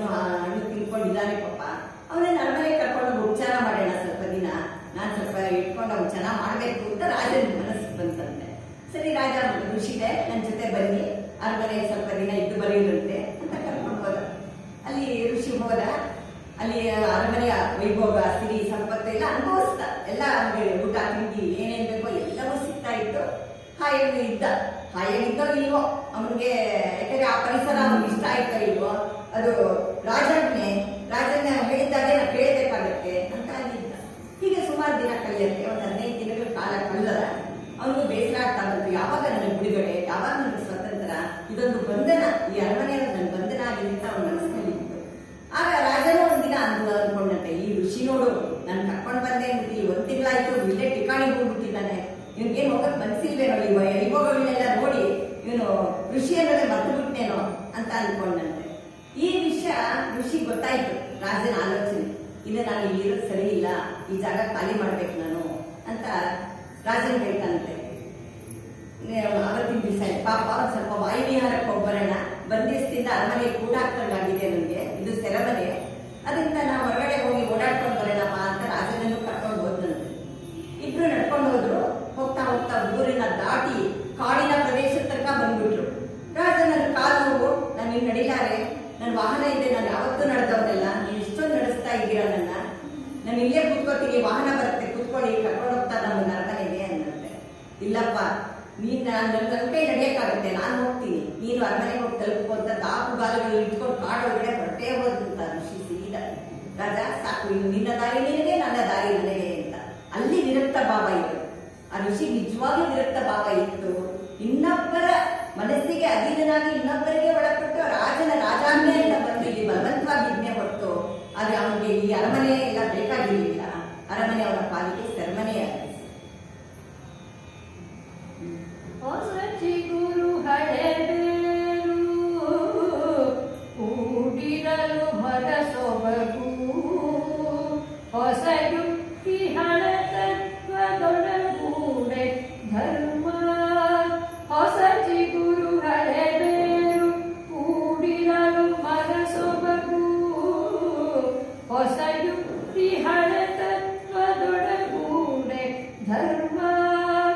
ಋಷಿವಾಕ್ಯದೊಡನೆ ವಿಜ್ಞಾನ ಕಲೆ ಮೇಳವಿಸೆ, ಋಷಿವಾಕ್ಯದೊಡನೆ ವಿಜ್ಞಾನ ಕಲೆ ಮೇಳವಿಸೆ. ಜಸವು ಜನ ಜೀವನಕ್ಕೆ, ಜಸವು ಜನ ಜೀವನಕ್ಕೆ ಮಂಕುತಿಮ್ಮ, ಜಸವು ಜನ ಜೀವನಕ್ಕೆ ಮಂಕುತಿಮ್ಮ. ಡಿವಿಜಿಯವರ ಹಲವಾರು ಪದ್ಯಗಳು ವಿಶ್ವವಿಖ್ಯಾತವಾದವು. ಯಾವುದು ಮೇಲ್ನೋಟಕ್ಕೆ ಅರ್ಥ ಆಗುತ್ತೋ, ಯಾವುದನ್ನ ಸೊಗಸಾಗಿ ಹಾಡಬಹುದು ಅಂತ ಪದ್ಯಗಳೆಲ್ಲ ಜನರ ಬಾಯಿಗೆ ಬಂದ್ಬಿಟ್ಟು ಬಾಯಿಂದ ಬಾಯಿಗೆ ಹರಡಿಕೊಂಡು ಈ ಮಂಕುತಿಮ್ಮನ ಕಗ್ಗ ತುಂಬಾ ಪ್ರಚಲಿತವಾಯಿತು. ಅದೇ ಮರಳು ಮುನಿಯನ ಕಗ್ಗ ತುಂಬಾ ಜನ ಓದಕ್ಕೆ ಹೋಗಲ್ಲ, ಅದು ಜಾಸ್ತಿ ಪ್ರಚಲಿತವಾಗಲಿ. ಅದು ಇವ್ರದ್ದು 2ನೇ ಪಾರ್ಟ್ ಬರುತ್ತೆ. ಇಲ್ಲಿ ಹೊಸ ಚಿಗುರು ಹಳೆ ಬೇರು. ಯಾವುದು ಹಳೆ ಬೇರು? ಯಾವುದು ದೃಢವಾಗಿ ನಿಂತಿರೋ ಮರ, ಒಂದು ಮಣ್ಣು ಗೊಬ್ಬರ ನೀರು ಬಿದ್ದು ಸದೃಢವಾಗಿರುವ ಮರ ಏನೆಲ್ಲ ಸಿಗತ್ತೆ ನಮ್ಗೆ, ಚಿಗುರು ಸಿಗತ್ತೆ, ಕಾಯಿ ಪುಷ್ಪ ಹಣ್ಣು ಎಲ್ಲವೂ ಸಿಗತ್ತೆ ನಮ್ಗೆ. ನೂರಾರು ಜನಗಳಿಗೆ ಹಣ್ಣು ಕೊಟ್ಟು ಅದು ಸಂತೋಷ ಪಡುತ್ತೆ ಆ ಮರ. ಯಾಕೆ? ಅದು ದೃಢವಾಗಿದೆ, ಗಟ್ಟಿಯಾಗಿ ನಿಂತಿದೆ. ನಾವು ಹೇಳಿಲ್ವಾ ಮಗುನು ಗಟ್ಟಿಯಾಗಿರ್ಬೇಕು, ಯಾವುದೋ ಅದು ಹುಟ್ಟುವಾಗಲೇ ನರಡ್ಕೊಂಡು ಹುಟ್ಟಿದ್ರೆ, ಹುಟ್ಟುವಾಗಲೇ ಅದಕ್ಕೆ ಏನಾದ್ರು ಇದ್ರೆ ಅದು ದೀರ್ಘಕಾಲ ಬದುಕತ್ತೋ ಇಲ್ವೋ ಅನ್ನೋ ಒಂದು ಭಯ ಇರುತ್ತೆ. ಹಾಗೆ ಒಂದು ಸಸಿಗೆ ಸರಿಯಾದ ವಾತಾವರಣ ಸಿಕ್ಕಿ ಅದು ಹೆಮ್ಮರವಾದಾಗ ಅದು ದೃಢವಾಗಿ ನಿಲ್ಲತ್ತೆ, ಅದರಿಂದ ಫಲ ಸಿಗತ್ತೆ ಲೋಕಕ್ಕೆ. ಹಾಗೇನೆ ಒಂದು ಋಷಿವಾಕ್ಯ ಇರಬೇಕು. ಋಷಿವಾಕ್ಯ ಯಾವುದು? ನಮ್ಮ ಹಿಂದಿನ ಪುರಾತನ ತತ್ವಜ್ಞಾನ, ಆ ಜ್ಞಾನ ಇವತ್ತಿನ ಯುವಕರಿಗೂ ಸಿಗ್ಬೇಕದು. ಅವ್ರು ಅರ್ಥ ಮಾಡ್ಕೊಂಡ್ರೆ, ಅವ್ರು ತಿಳ್ಕೊಂಡ್ರೆ ಯಶಸ್ಸು ಕಟ್ಟಿಟ್ಟ ಬುದ್ಧಿ ಅವರಿಗೆ. ಪ್ರಾಚೀನ ಸೃಷ್ಟಿ ಆಧುನಿಕ ದೃಷ್ಟಿ, ಪ್ರಾಚೀನ ದೃಷ್ಟಿ ಆಧುನಿಕ ಸೃಷ್ಟಿ. ಪ್ರಾಚೀನ ಏನಿತ್ತು? ಮುಂದಾಲೋಚನೆ, ಮುಂದೆ ಜಗತ್ತು ಹೇಗಾಗುತ್ತೆ, ಏನೇನಾಗುತ್ತೆ, ನಾವು ಏನಾದ್ರು ಮಾಡಿಟ್ಕೋಬೇಕು. ನಾವು ಅವತ್ತಿನ ದಿವಸ ಪರಿಸರವನ್ನ ನಿರ್ಮೂಲನೆ ಮಾಡಿ ಪರಿಸರವನ್ನು ಶುಚಿಯಾಗಿ ಇಟ್ಕೊಂಡಿದ್ರಿಂದ ಇವತ್ತಿನ ತನಕ ನಾವಿದ್ದೀವಿ. ಇವತ್ತಿನ ಪರಿಸರ ನಾಳೆ ಜನಾಂಗಕ್ಕೆ, ಯುವ ಜನಾಂಗಕ್ಕೆ ಏನಾಗುತ್ತೋ ಏನೋ ಗೊತ್ತಿಲ್ಲ. ಯಾಕೆ ಆ ತರ ಇಟ್ಟಿದ್ದೀವಿ ನಾವು. ಈಗ ಪ್ಲಾಸ್ಟಿಕ್ಗಳು, ಗೊಬ್ಬರಗಳು, ಗಲೀಜುಗಳು, ನಮ್ಗೆ ನಡೆದಾಡಕ್ಕೆ ಬಹಳ ಬೇಜಾರಾಗುತ್ತೆ, ಅಸಹ್ಯವಾಗುತ್ತೆ. ಇನ್ನು ಮುಂದಿನ ಪೀಳಿಗೆಗೆ ನಾವೇನು ಉಳಿಸ್ತೀವಿ? ನಿರ್ಮಲವಾದ ಗಾಳಿ, ಒಳ್ಳೆಯ ನೀರು, ಒಳ್ಳೆಯ ಆಹಾರ ಇವತ್ತು ಯಾವುದು ಸಿಗ್ತಾ ಇಲ್ಲ. ಮನುಷ್ಯನಿಗೆಲ್ಲ ಕಲುಷಿತವಾಗೋಯ್ತು. ಹಿಂದೆ ಇದ್ದಂತ ಋಷಿಗಳಿಗೂ ಸಂತರಿಗೂ ಅದಕ್ಕೆ ಅವರು ಎಷ್ಟು ಆಯಸ್ಸಿದ್ರು, ಎಲ್ಲರೂ 100ರ ಮೇಲೆ ಇರ್ತಿದ್ರು, 102, 105 ಅಷ್ಟು ಆಯಸ್ ಪಡ್ಕೊಂಡು ಅವ್ರು ಹೇಗಿರ್ಬೇಕಿತ್ತು? ದೃಢವಾದ ಕೆಲಸಗಳನ್ನು ಮಾಡ್ತಾ ಇದ್ರು, ಬಲಿಷ್ಠವಾಗಿ ಇಟ್ಕೊಂಡಿದ್ರು. ಶರೀರ ಮಾತ್ರ ಇಟ್ಕೊಂಡು ತಿನ್ಕೊಂಡು ಆಯಾಗಿರ್ಲಿಲ್ಲ. ಅವರು ಕಷ್ಟಪಟ್ಟು ಕೆಲಸ ಮಾಡ್ತಾ ಇದ್ರು, ಮನಸ್ಸನ್ನು ಚೆನ್ನಾಗಿ ಇಟ್ಕೊಂಡಿದ್ರು. ನಾವೇನೆಲ್ಲವೂ ನಮ್ಗೆ ಹಾಳಾಗಿರುತ್ತೆ. ದೇಹ ಮನಸ್ಸು ಹೊಂದಾಣಿಕೆ ಇಲ್ಲ. ಮನಸ್ಸೆಲ್ಲೋ ಇರುತ್ತೆ, ದೇಹ ಎಲ್ಲೋ ಇರುತ್ತೆ, ಎಲ್ಲೋ ಊಟ ಮಾಡ್ತೀವಿ, ಏನೋ ನೋಡ್ತೀವಿ, ತಿಂತೀವಿ. ಈ ರೀತಿ ಆದಾಗ ಮನುಷ್ಯ ಏನನ್ನು ಸಾಧಿಸಕ್ಕೆ ಸಾಧ್ಯ? ಇವತ್ತಿನ ಯುವ ಜನಾಂಗಕ್ಕೆ ಇದೊಂದು ಒಳ್ಳೆ ಉದಾಹರಣೆ. ಅವರು ಹಳೆ ಸಂತರ ಋಷಿಗಳ ಮಹರ್ಷಿಗಳಂತ ಜ್ಞಾನವನ್ನ ಅವರ ಅಂತರ್ಜ್ಞಾನವನ್ನು ಇವರು ತಿಳ್ಕೊಂಡ್ರೆ, ಭಕ್ತಿ ಜ್ಞಾನ ವೈರಾಗ್ಯ ಸ್ವಲ್ಪ ಬಂದ್ರೆ ಇವ್ರಿಗೂ ಅವರ ಯಶಸ್ಸು ಕಟ್ಟಿಟ್ಟ ವೃತ್ತಿ. ಋಷಿ ವಾಕ್ಯದೊಡನೆ ವಿಜ್ಞಾನ ಕಲೆ ಮೇಳೈಸಿದೆ. ಋಷಿಗಳು ಹೇಳಿಟ್ಟೋಗಿದ್ದಾರೆ, ಬಂದಿಟ್ಟೋಗಿದ್ದಾರೆ. ನಮ್ಮ ವ್ಯಾಸಮುನಿಗಳೇ ಸಾಕು. ಮೊನ್ನೆ ತಾನೇ ಗುರು ಪೌರ್ಣಮಿ ಆಚರಿಸಿದ್ದೀವಿ. ಪ್ರಥಮ ಗುರು ಲೋಕಕ್ಕೆ. ಯಾಕೆ ಏನೆಲ್ಲ ಕೊಟ್ಟರು ಅವರು? ವೇದಗಳನ್ನು ವಿಂಗಡಿಸಿಕೊಟ್ರು, ಸನಾತನ ಧರ್ಮದ ಬಗ್ಗೆ ಹೇಳಿದ್ರು, ಪುರಾಣ, ಭಾಗವತ, ಅನೇಕ ವಿಷಯಗಳನ್ನ ನಮಗೆ, ಮಹಾಭಾರತ ಎಲ್ಲವನ್ನ ರಚಿಸಿ ನಮ್ಮ ಕೈ ಕೊಟ್ಟೋದು. ಇದರಿಂದ ಪ್ರಯೋಜನ ಪಡ್ಕೊಳ್ಳಿ, ಮುಂದಿನ ಪೀಳಿಗೆಗೆ ಇದಕ್ಕೆ ಅಂತ. ಅದರಿಂದ ಅಂತ ಒಬ್ಬ ಶ್ರೇಷ್ಠ ಗುರುಗಳನ್ನ ನಾವು ಇವತ್ತಿನ ದಿವಸ ಯಾಕೆ ಓದ್ತಿದ್ದೀವಿ? ರಾಮಾಯಣ ಭಾರತಗಳೆಲ್ಲ ಅದ್ರ ಕೆಟ್ಟದ್ದು ಇದೆ, ಒಳ್ಳೇದು ಇದೆ. ಅಂತದನ್ನ ಅನುಸರಿಸ್ಕೊಂಡು ಇವತ್ತಿನ ಯುವಕರು ಈ ನಮ್ಮ ಪೀಳಿಗೆ ತನಕ ಓದ್ಕೊಂಡ್ವಿ, ತಿಳ್ಕೊಂಡ್ವಿ, ನಾವು ಎಷ್ಟೋ ಇದ್ವಿ. ಮುಂದಿನ ಪೀಳಿಗೆ ಗತಿ ಏನು? ಅವರ ವಿದ್ಯಾಭ್ಯಾಸ ಹೇಗೆ ಸಾಗ್ತಾ ಇದೆ? ಅವರ ಮಾಡ್ರನ್ ಜಗತ್ತು ಯಾವ ರೀತಿ ಹೋಗ್ತಾ ಇದೆ? ಪಾಶ್ಚಾತ್ಯರಲ್ಲೂ ಸಹ ಭಾರತೀಯರು ಹೋಗಿದ್ರೆ ಅವ್ರು ಎದುರ್ಕೊಂಡು ಓಡ್ ಬರ್ತಾ ಇದ್ದಾರೆ. ಈ ಕಡೆ ಇಲ್ಲಿ ನಮ್ಮ ಮಕ್ಕಳು ಓದ್ಲಿ, ಅಲ್ಲಿ ಓದಿದ್ರೆ ಅವರು ಅಲ್ಲಿ ಒಂದು ಆ ಸಮಾಜಕ್ಕೆ ಹೊಂದ್ಕೊಂಡು ಬಿಡ್ತಾರೆ. ಓದೋರು ಬರಲ್ಲ, ಯಾಕೆಂದ್ರೆ ಅಲ್ಲಿಂದ ಸೌಲಭ್ಯಗಳು ನೋಡಿ ಬರಕ್ಕೆ ಇಷ್ಟಪಡಲ್ಲ. ಆದ್ರೆ ಅವರು ಅದನ್ನ ವಿಜ್ಞಾನ ಕಲೆ ಮೇಳೈಸಿ, ವಿಜ್ಞಾನ ಹೊಸ ಹೊಸ ಆವಿಷ್ಕಾರ ಮಾಡಲಿ, ಕಂಡುಹಿಡಿಲಿ. ಆದ್ರೆ ಮನೆಯಲ್ಲಿ ದೊಡ್ಡವರ ಗೌರವ ಕೊಡ್ಲಿ. ಇಲ್ಲಿರುವಂತ ಗುಣಗಳು ಯಾವುದು? ಮನೆಯಲ್ಲಿರುವಂತ ಒಂದು ಮನೆ, ಒಂದು ಶಾಂತವಾದ ವಾತಾವರಣ, ಒಳ್ಳೆಯ ಆಹಾರ, ಹಿರಿಯರಿಗೆ ಕೊಡುವ ಗೌರವ, ಅವರ ಅನುಭವದ ನುಡಿಗಳು. ಮನೆಯಲ್ಲಿ ಒಂದು ಅಜ್ಜಿ ಇರ್ಲಿ ಅಂತ ಹೇಳ್ತಿದ್ರು ಹಿಂದಿನ ಕಾಲದಿಂದ. ಅಜ್ಜಿ ತಾತ ಇದ್ರೆ ಮನೆ ಮಕ್ಕಳು ಚೆನ್ನಾಗಿ ಬೆಳೀತಾರೆ, ಮೊಮ್ಮಕ್ಕಳು. ಯಾಕೆ ಅವ್ರಿಗೂ ಪ್ರೀತಿ ಇರುತ್ತೆ. ಅಪ್ಪ ಅಮ್ಮ ಬೈತಾರೆ, ಅಪ್ಪ ಅಮ್ಮಗೆ ಬೇರೆ ತರ ಕೆಲಸಗಳು, ಕಾರ್ಯಗಳು, ಉದ್ವೇಗಗಳು, ಒತ್ತಡಗಳು. ಅದೇ ಅಜ್ಜಿ ತಾತ ಇದ್ರೆ ಹಿತವಾದ ನುಡಿಗಳು ಅವ್ರ ಮಕ್ಕಳಿಗೆ ಬೆಳೆಸಕ್ಕೆ. ಕಥೆಗಳನ್ನ ಹೇಳ್ತಾನೆ ನಮ್ಗೆ ಒಳ್ಳೇದನ್ನ ಅವ್ರು ಹೇಳ್ಕೊಟ್ಟಿದ್ದಾರೆ. ಇವತ್ತಿಗೂ ನಾವು ಮರೆಯಲ್ಲ. ಚಿಕ್ಕ ವಯಸ್ಸಲ್ಲಿ ಕಲ್ತಿರೋದೇ ನಮ್ಗೆ ಜ್ಞಾನ ಅಂದ್ರೆ ಇವತ್ತಿನ ದಿವಸ. ಅದರಿಂದ ಈ ರೀತಿ ಇದ್ದಾಗ ಮಾತ್ರ ವಿಜ್ಞಾನದ ಆವಿಷ್ಕಾರಗಳು ಮಾಡ್ತಾ ಇದ್ದಾರೆ. ನಿಜ ಅಂದ್ರೆ ಮಾನವೀಯ ಗುಣಗಳು ಹಾರು ಹೋಗ್ತಾ ಇವೆ. ಮನುಷ್ಯತ್ವ, ಮಾನವೀಯತೆ ಗುಣಗಳನ್ನ ಬಿಡ್ತಾ ಇದ್ದಾರೆ ಕೆಲವರು. ಎಲ್ಲರೂ ಅಂತಲ್ಲ, ಕೆಲವರು ಮನೆಯಲ್ಲಿ ಅದೇ ಒಂದು ಒಳ್ಳೆಯ ಸಂಸ್ಕಾರಗಳಿರುತ್ತೆ. ಪೂರ್ವಜರ ಸಂಸ್ಕಾರಗಳಿರಬೇಕು. ಭಕ್ತಿ, ಜ್ಞಾನ, ಯೋಗ್ಯತೆ, ಅದೊಂದು ಸೌಲಭ್ಯಗಳು ಎಲ್ಲವನ್ನೂ ಇಟ್ಕೊಂಡಿದ್ರೆ ಅವರು ಸತ್ಸಂಗದಲ್ಲಿ ಹೋಗ್ತಾರೆ, ಸನ್ಮಾರ್ಗದಲ್ಲಿ ಹೋಗ್ತಾರೆ, ಸಚ್ಚರಿತ್ರೆ ಉಳ್ಳವರಾಗ್ತಾರೆ. ಇಲ್ಲಿದ್ರೆ ಆ ಜಾಗದಲ್ಲಿ ಬೇರೆ ಗುಣಗಳು ಬಂದು ಕೂತ್ಕೊಳ್ಳುತ್ತೆ ಅನ್ನೋದಕ್ಕೆ ಒಂದು ಒಳ್ಳೆಯ ಉದಾಹರಣೆ. ಇದು ನಮ್ಮ ಕಾವ್ಯವಾಚನದ ಕಡೆ ಪದ್ಯ.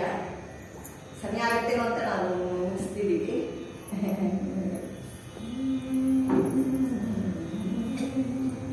ಬದುಕಿಗೆ ಉಲ್ಲಾಸವಿತ್ತವರೇ ಮನದ ಕಸವ ತೊಳೆದವರೇ. ಬದುಕಿಗೆ ಉಲ್ಲಾಸವಿತ್ತವರೇ ಮನದ ಕಸವ ತೊಳೆದವರೇ. ದೇಹ ಮನಸ್ಸುಗಳಿಗೆ ಉಲ್ಲಾಸಲವಲವಿಕೆ. ದೇಹ ಮನಸ್ಸುಗಳಿಗೆ ಉಲ್ಲಾಸಲವಲವಿಕೆ. ಚೈತನ್ಯವ ತಂದು ಕೊಟ್ಟವರೇ. ಚೈತನ್ಯವ ತಂದು ಕೊಟ್ಟವರೇ. ಅಜ್ಞಾನವ ತೊಳೆದು ಸುಜ್ಞಾನದೆಡೆಗೆ ಕೊಂಡೊಯ್ಯುವ. ಅಜ್ಞಾನವ ತೊಳೆದು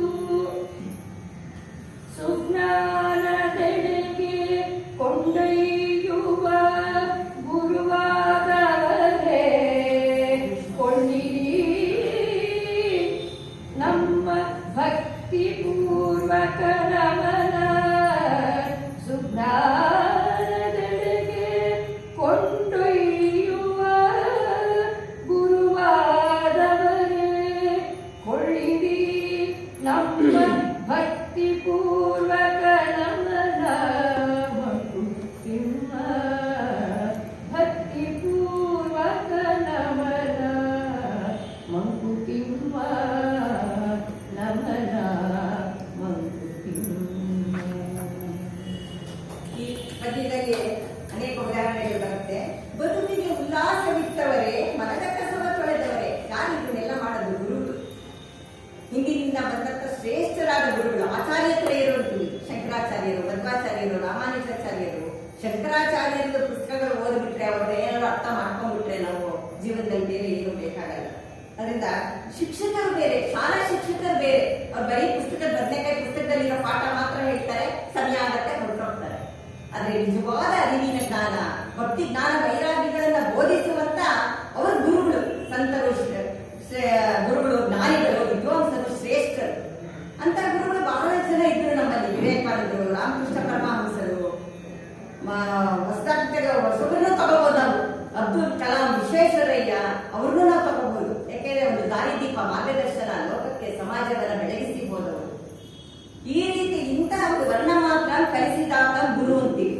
ಶಾಲೆಯಲ್ಲಿ ಮೊದಲನೇ ವರ್ಷದ ಪಾಡಿಟ್ಟಾಗಿಂದ ಹಿಡಿದು ಹೊಸ ವ್ಯಕ್ತಿಯಾಗಿ ನಾವು ಹೊರಗಡೆ ಬರತಕ್ಕ ನಾನಾ ಗುರುಗಳು ಸಿಗ್ತಾರೆ ನಮ್ಗೆ. ನಾನಾ ತರಗತಿಗಳಿಗೆ ಓದ್ಕೊಂಡು ಬರ್ತೀವಿ. ಅಜ್ಞಾನದಿಂದ ಸುಜ್ಞಾನದೆಡೆಗೆ ಕೊಂಡೊಯ್ಯುವರು, ಕತ್ತಲೆಯಿಂದ ಬೆಳಕಿನತ್ತ ಕೊಂಡೊಯ್ಯುವರು, ಅಂಧಕಾರದಿಂದ ಮೃತದಿಂದ ಅಮೃತತ್ವದ ಕಡೆಗೆ ಕೊಂಡೊಯ್ಯುವರು. ನಿಜವಾದ ಗುರುಗಳು, ನಿಜವಾದ ಜ್ಞಾನಿಗಳು. ಅಂತ ಗುರುಗಳು ನಮ್ಮ ಪುಣ್ಯ. ಒಳ್ಳೊಳ್ಳೆ ಗುರುಗಳು ಸಿಕ್ಕಿದ್ರು, ಒಳ್ಳೊಳ್ಳೆ ವಿದ್ಯಾಭ್ಯಾಸ ಆಯಿತು, ನಮ್ಮ ಒಳ್ಳೆ ಪುಸ್ತಕಗಳು ಸಿಕ್ಕಿದ್ರು, ಓದ್ಕೊಂಡು ಬಂದ್ವಿ. ಇವತ್ತಿನವರೆಗೆ ಬೇರೆ ಜನರಲ್ ನಾಲೆಜ್ ಅಥವಾ ಬೇರೆ ಮನೆಯಲ್ಲಿರೋ ಪುಸ್ತಕಗಳು ಓದಲ್ಲ, ಬರೀ ಶಾಲೆಗೆ ಸೀಮಿತ. ಅದರಿಂದ ನಾವು ಮುಂದಿನ ಪೀಳಿಗೆ ಕಲಿಸ್ಬೇಕಾದ್ರೆ ಮನೆಯಲ್ಲಿ ಹಿರಿಯರು ಅವರದ್ದು ಅದರಲ್ಲೂ ಕನ್ನಡ ಬಿಟ್ಟು ಹೋಗ್ತಿದೆ. ಕನ್ನಡ ನಮ್ಮ ಮುಂದಿನ ಪೀಳಿಗೆಯಲ್ಲಿ ಇರುತ್ತೋ ಇಲ್ವೋ, ಮಕ್ಕಳಿಗೆ ಪೂರ್ತಿ ಬರೋದೇ ಇಲ್ಲ ಇವತ್ತಿನ ಕಾಲದಲ್ಲಿ. ಸ್ಪಷ್ಟವಾದ ಕನ್ನಡ ಉಚ್ಚಾರಣೆ, ಶಬ್ದಗಳ ಅರ್ಥಗಳು ಎಷ್ಟೋ ತಿಳಿತಿಲ್ಲ. ನಾವು ಶಾಲೆಯಲ್ಲಿರೋ ನಮ್ಗೆ ಬೇಜಾರಾಗೋದು. ನಾನು ಸಹ ಸ್ಕೂಲ್ ಕಾಲೇಜುಗಳಲ್ಲಿ ಬಹಳಷ್ಟು ವರ್ಷ ಕೆಲಸ ಮಾಡಿದವಳು. ಮಕ್ಕಳು ತಪ್ಪು ಮಾಡಿದ್ರೆ ಬೇಜಾರಾಗೋದು. ಅವರು ಪದ ತಪ್ಪು ಹೇಳಿದ್ರು ನಮ್ಗೆ ಕನ್ನಡದ ಕೊಲೆ ಅಂತ ಅನ್ಸೋದು. ಅದರಿಂದ ನಾವು ಸಾಧ್ಯವಾದಷ್ಟು ತಿದ್ದಿ ಬಂದಿದ್ದೀವಿ. ಮುಂದಿನವ್ರಿಗೆ ಬಿಟ್ಟಿದ್ದು. ಈ ರೀತಿ ಗುರುಗಳು ಬೇರೆ, ಶಿಕ್ಷಕರು ಬೇರೆ. ಶಿಕ್ಷಣ ಕೊಡೋರು ಶಿಕ್ಷಕರು, ದೊಡ್ಡ ದೊಡ್ಡ ಸಂತರು, ಜ್ಞಾನಿಗಳು, ಅನುಭವಸ್ಥರು, ಅವರು ಗುರುಗಳು. ಹಿಂದಿನ ಕಾಲದಲ್ಲಿ ಶಿಷ್ಯ ವೃತ್ತಿ ಮಾಡಕ್ ಬಿಟ್ಬಿಡ್ತಾ ಇದ್ರು. ಗುರುಗಳ ಮನೆ ಗುರುಕುಲಕ್ಕೆ ಬಿಟ್ಟು ನೀನು ಗುರು ಸೇವೆ ಮಾಡೋ ಅಪ್ಪ ಅಮ್ಮ ಬೈತಿರ್ಲಿಲ್ಲ, ಹೊಡಿತಿರ್ಲಿಲ್ಲ. ಹೋಗಿ ಎಲ್ಲಿ ಚೆನ್ನಾಗಿ ಗುರು ಸೇವೆ ಮಾಡ್ತೀರೋ ನಿಮ್ಗೆ ವಿದ್ಯೆ ಸಿಗತ್ತೆ ಅಂತ ಹೇಳೋರು. ಇವತ್ತು ಶಾಲೆಯಲ್ಲಿ ಟೀಚರೇ ಹೆದರ್ಕೋಬೇಕು ಮಕ್ಕಳ ಕಂಡ್ರೆ. ಮಕ್ಕಳನ್ನೇ ಬನ್ನಿ ಕುತ್ಕೊಳ್ಳಿ ಪಾಠ ಮಾಡ್ತೀವಿ ಅಂತ ಅವ್ರ ಕಾಲು ಬೀಳ್ಬೇಕು. ಅಂತ ಸ್ಥಿತಿ ಇವತ್ತಿನ ದಿವಸಕ್ಕೆ ತಲುಪಿದ್ದೀವಿ. ಅದರಿಂದ ಈ ರೀತಿಯ ಒಂದು ದಾರಿದೀಪ, ಮಾರ್ಗದರ್ಶಕರಾದ ಒಂದು ನಿಜವಾದ ಗುರುಗಳು, ಅಂತ ಗುರುಗಳಿಗೆ ಇವತ್ತು ನಮನವನ್ನ ಸಲ್ಲಿಸುತ್ತಾ ನಾವು ಎಲ್ಲರ ಒಂದಿಗೆ ಇವತ್ತಿನ ದಿವಸದ ಈ ಕಾವ್ಯವಾಚನ ಕಾರ್ಯಕ್ರಮ ಮುಗಿಸ್ತಾ ಇದ್ದೀವಿ. ಇಷ್ಟೊತ್ತು ನಮ್ಗೆ ಅವಕಾಶವನ್ನ ಕೊಟ್ಟು, ಇದು ಸಾಮಾನ್ಯವಾದಲ್ಲ. ಶಂಕರ ಪ್ರತಿಷ್ಠಾನ, ಶಾರದಾ ಪೀಠದಲ್ಲಿ ಇಲ್ಲಿ ನಮ್ಗೆ ಕೂತ್ಕೊಂಡು ಹೇಳೋದು ಎಂಟಲೇಬೇಕು. ನಾವು ಮೊದಲ ಇದ್ದಿತ್ತು ಇಲ್ಲಿ ಬರುವಂತ ನೀವು ಅಷ್ಟೇ ಎಲ್ಲ ತಿಳಿದವರು, ಬಲ್ಲವರು, ಸಮೃದ್ಧಿಯರು, ಎಷ್ಟೊಂದು ಗುರುಗಳು, ಜ್ಞಾನಿಗಳು, ವಿದ್ವಾಂಸರು ಬಂದು ಇಲ್ಲಿ ಉಪನ್ಯಾಸಗಳನ್ನ ಕೊಟ್ಟು ಹೋಗಿದ್ದಾರೆ. ಎಲ್ಲರನ್ನ ತಿಳ್ಕೊಂಡಿರ್ತೀರಾ. ನಮ್ಮ ಯಾವುದೇ ತಪ್ಪು ನೆನಪುಗಳು, ಲೋಪದೋಷಗಳು ಇದ್ದಲ್ಲಿ ಕ್ಷಮೆ ಇರಲಿ ಅಂತ ನಮ್ಮ ಕೈಲಾದಷ್ಟು ಪ್ರಯತ್ನ ನಾವು ಮಾಡಿದ್ದೇವೆ. ಯಾಕಂದ್ರೆ ಮಂಕುತಿಮ್ಮನ ಕಗ್ಗ ಹೇಳೋವಷ್ಟು ಮೇರು ವ್ಯಕ್ತಿತ್ವ ಅಲ್ಲ, ಅದೊಂದು ಮೇರು ಕೃತಿ, ಕಗ್ಗಂಟು ಇದು. ಅಷ್ಟು ಸುಲಭ ಅಲ್ಲ. ಡೆಪ್ತಲ್ಲಿ ಹೋಗಿ ನಾವು ಅಲೌಕಿಕ ಜ್ಞಾನ, ಆಧ್ಯಾತ್ಮಿಕತೆ ಇರೋರು ಇನ್ನೂ ತುಂಬಾ ಚೆನ್ನಾಗಿ ಹೇಳ್ತಾರೆ. ನಾವಿನ್ನು ಲೌಕಿಕದಲ್ಲೇ ಬದುಕ್ತಾ ಇದ್ದೀವಿ. ಅದರಿಂದ ಇಷ್ಟೊತ್ತು ನನ್ನ ಜೊತೆ ಬಹಳ ಸೊಗಸಾಗಿ ಹಾಡಿ ನಮ್ಮನ್ನೆಲ್ಲ ಮೈಮರೆಸಿದ್ದಂತ ಅನ್ನಪೂರ್ಣಮ್ಮನವರು, ಮತ್ತೆ ಇಲ್ಲಿರುವ ಎಲ್ಲ ಸಮೃದ್ಧಿಗಳಿಗೆ, ಮತ್ತೆ ಶಂಕರ ಪ್ರತಿಷ್ಠಾನವನ್ನು ನಡೆಸಿಕೊಂಡು ಇಷ್ಟು ಅಚ್ಚುಕಟ್ಟಾಗಿ ವ್ಯವಸ್ಥಿತವಾಗಿ ಇಷ್ಟೊಂದು ಒಂದು ಶ್ರದ್ಧಾಪೂರ್ವಕವಾಗಿ, ಭಕ್ತಿಪೂರ್ವಕವಾಗಿ ನಮ್ಗಿದೇ ಒಂದು ಮಾರ್ಗ ಓವರ್ಷನ್ ನಡೆಸ್ತಾರೆ. ಅಲ್ಲಿ ಎಷ್ಟು ಚೆನ್ನಾಗಿರುತ್ತೆ, ಎಷ್ಟು ಮೇಲೆ ತಗೊಂಡು ಹೋಗಿದ್ದಾರೆ. ನಮ್ಮ ಮನೆಗಳಲ್ಲೂ ನಾವು ಈ ರೀತಿ ಸನಾತನ ಧರ್ಮವನ್ನು ಉಳಿಸ್ಕೊಂಡು ಹೋಗ್ಬೇಕು ಅನ್ನೋ ಒಂದು ದಾರಿದೀಪ ಹಾಕೊಟ್ಟಂತ ಇಲ್ಲಿನ ಎಲ್ಲ ಕಾರ್ಯನಿರ್ವಾಹಕರಿಗೂ, ಅಧ್ಯಕ್ಷರು, ಕಾರ್ಯದರ್ಶಿಗಳು, ನಮ್ಗೆಲ್ಲ ಹೆಸರು ಅಷ್ಟೊಂದು ಪರಿಚಯ ಇಲ್ಲ, ಎಲ್ಲ ಕಾರ್ಯನಿರ್ವಾಹಕರಿಗೂ, ಎಲ್ಲಿ ಲೇಡೀಸು ಬಂದು ಬಹಳಷ್ಟು ಸಹಾಯ ಮಾಡ್ತೀರಾ ಎಲ್ಲ ಕೆಲಸ ಕಾರ್ಯಗಳಲ್ಲೂ. ಒಟ್ಟಿನಲ್ಲಿ ಎಲ್ಲರಿಗೂ ಸಹ ನಮ್ಮ ಹೃತ್ಪೂರ್ವಕವಾದ ನಮನಗಳು, ಧನ್ಯವಾದ. ನಮಗೊಂದು ಅವಕಾಶ ಸಿಕ್ಕಿದ್ದಕ್ಕೆ ತುಂಬಾ ಸಂತೋಷ ಆಯಿತು. ಇದು ನನ್ನ ಮೊದಲನೇ ಪ್ರಯತ್ನ. ನನ್ನ ಕುಟುಂಬಕ್ಕ ಇವತ್ತೇ ನಾನು ಮೊದಲನೇ ಪ್ರಯತ್ನದಲ್ಲಿ ಏನೋ ತಪ್ಪು ನೆನಪುಗಳಾಗಿ ಇರಬಹುದು, ದಯವಿಟ್ಟು ಎನ್ನುವುದು ಕ್ಷಮೆ ಇರಲಿ. ಈ ಒಂದು ಅವಕಾಶ ಕೊಟ್ಟ ನಮ್ಮ ಶಂಕರ ಪ್ರತಿಷ್ಠಾನದ ಸಮಿತಿ ಎಲ್ಲರಿಗೂ ನನ್ನ ಮತ್ತು ಸುಚಿತ್ರಾ ಅವರ ವಂದನೆಗಳು.